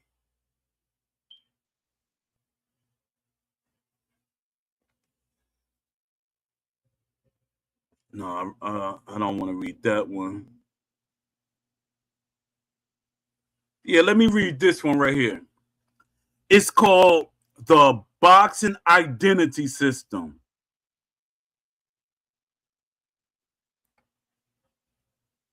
The Boxing Identity System, it means tendencies, AI transparency, career drift, scouting, and mode adaptive tuning for realistic boxing games. Future-proof identity architecture. That means it's designed for 10 years, not one release. That means this expands amongst many games, especially if they're going the what do you call it? When it stays online, when they're going that route, this works with that.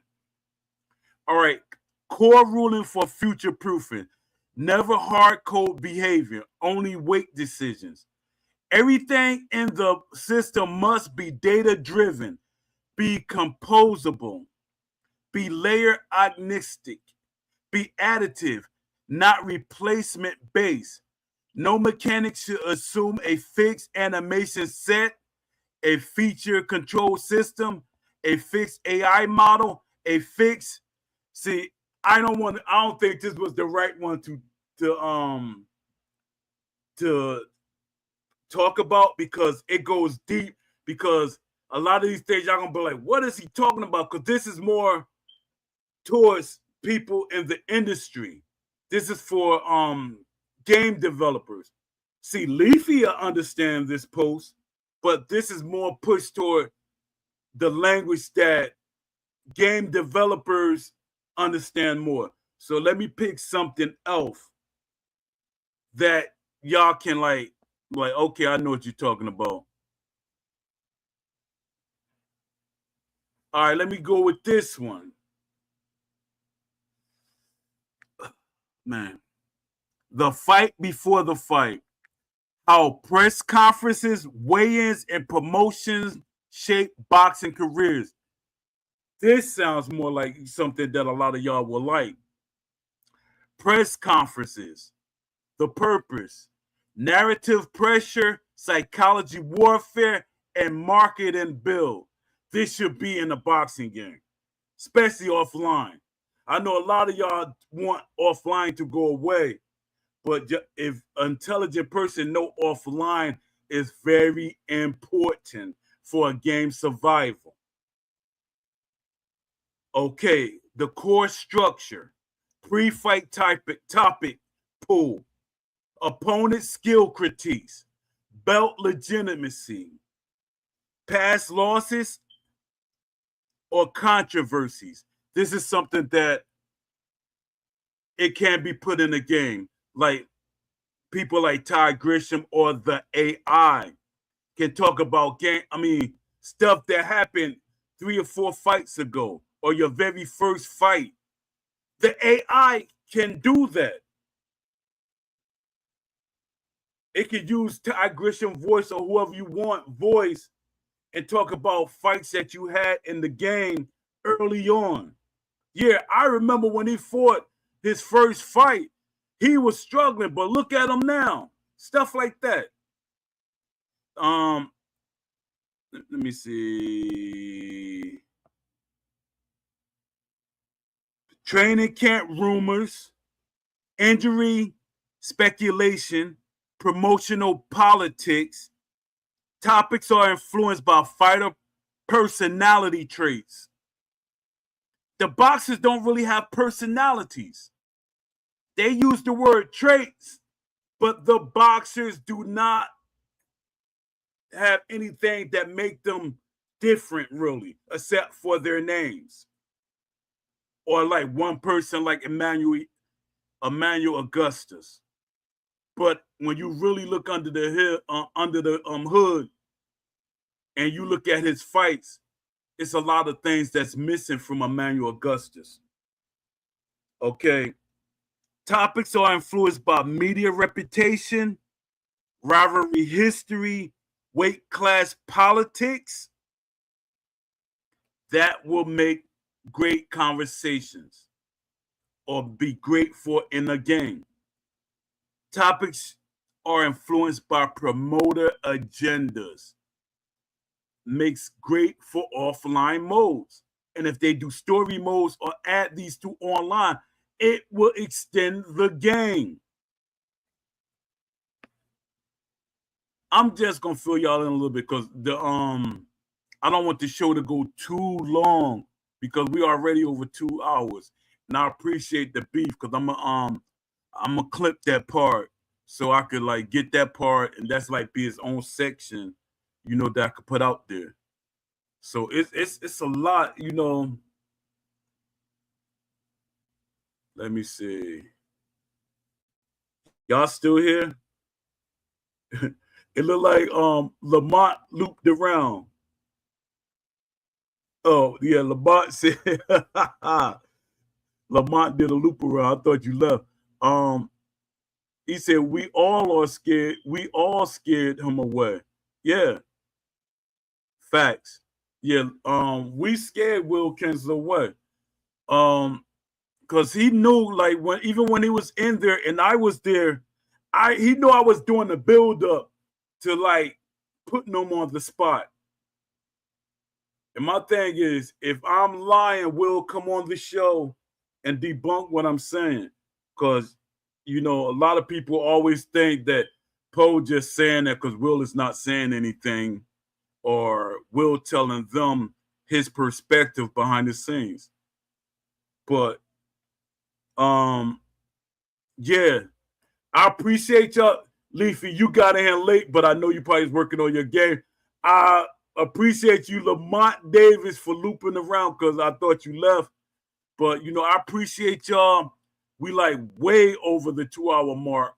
And I always was supposed to do an hour, but y'all encouraging me because y'all like pushing me to do 2-hour show. So I'm kind of thinking a lot of y'all voting for me to do a 12-hour show, and y'all know it might go way past the 12-hour limit.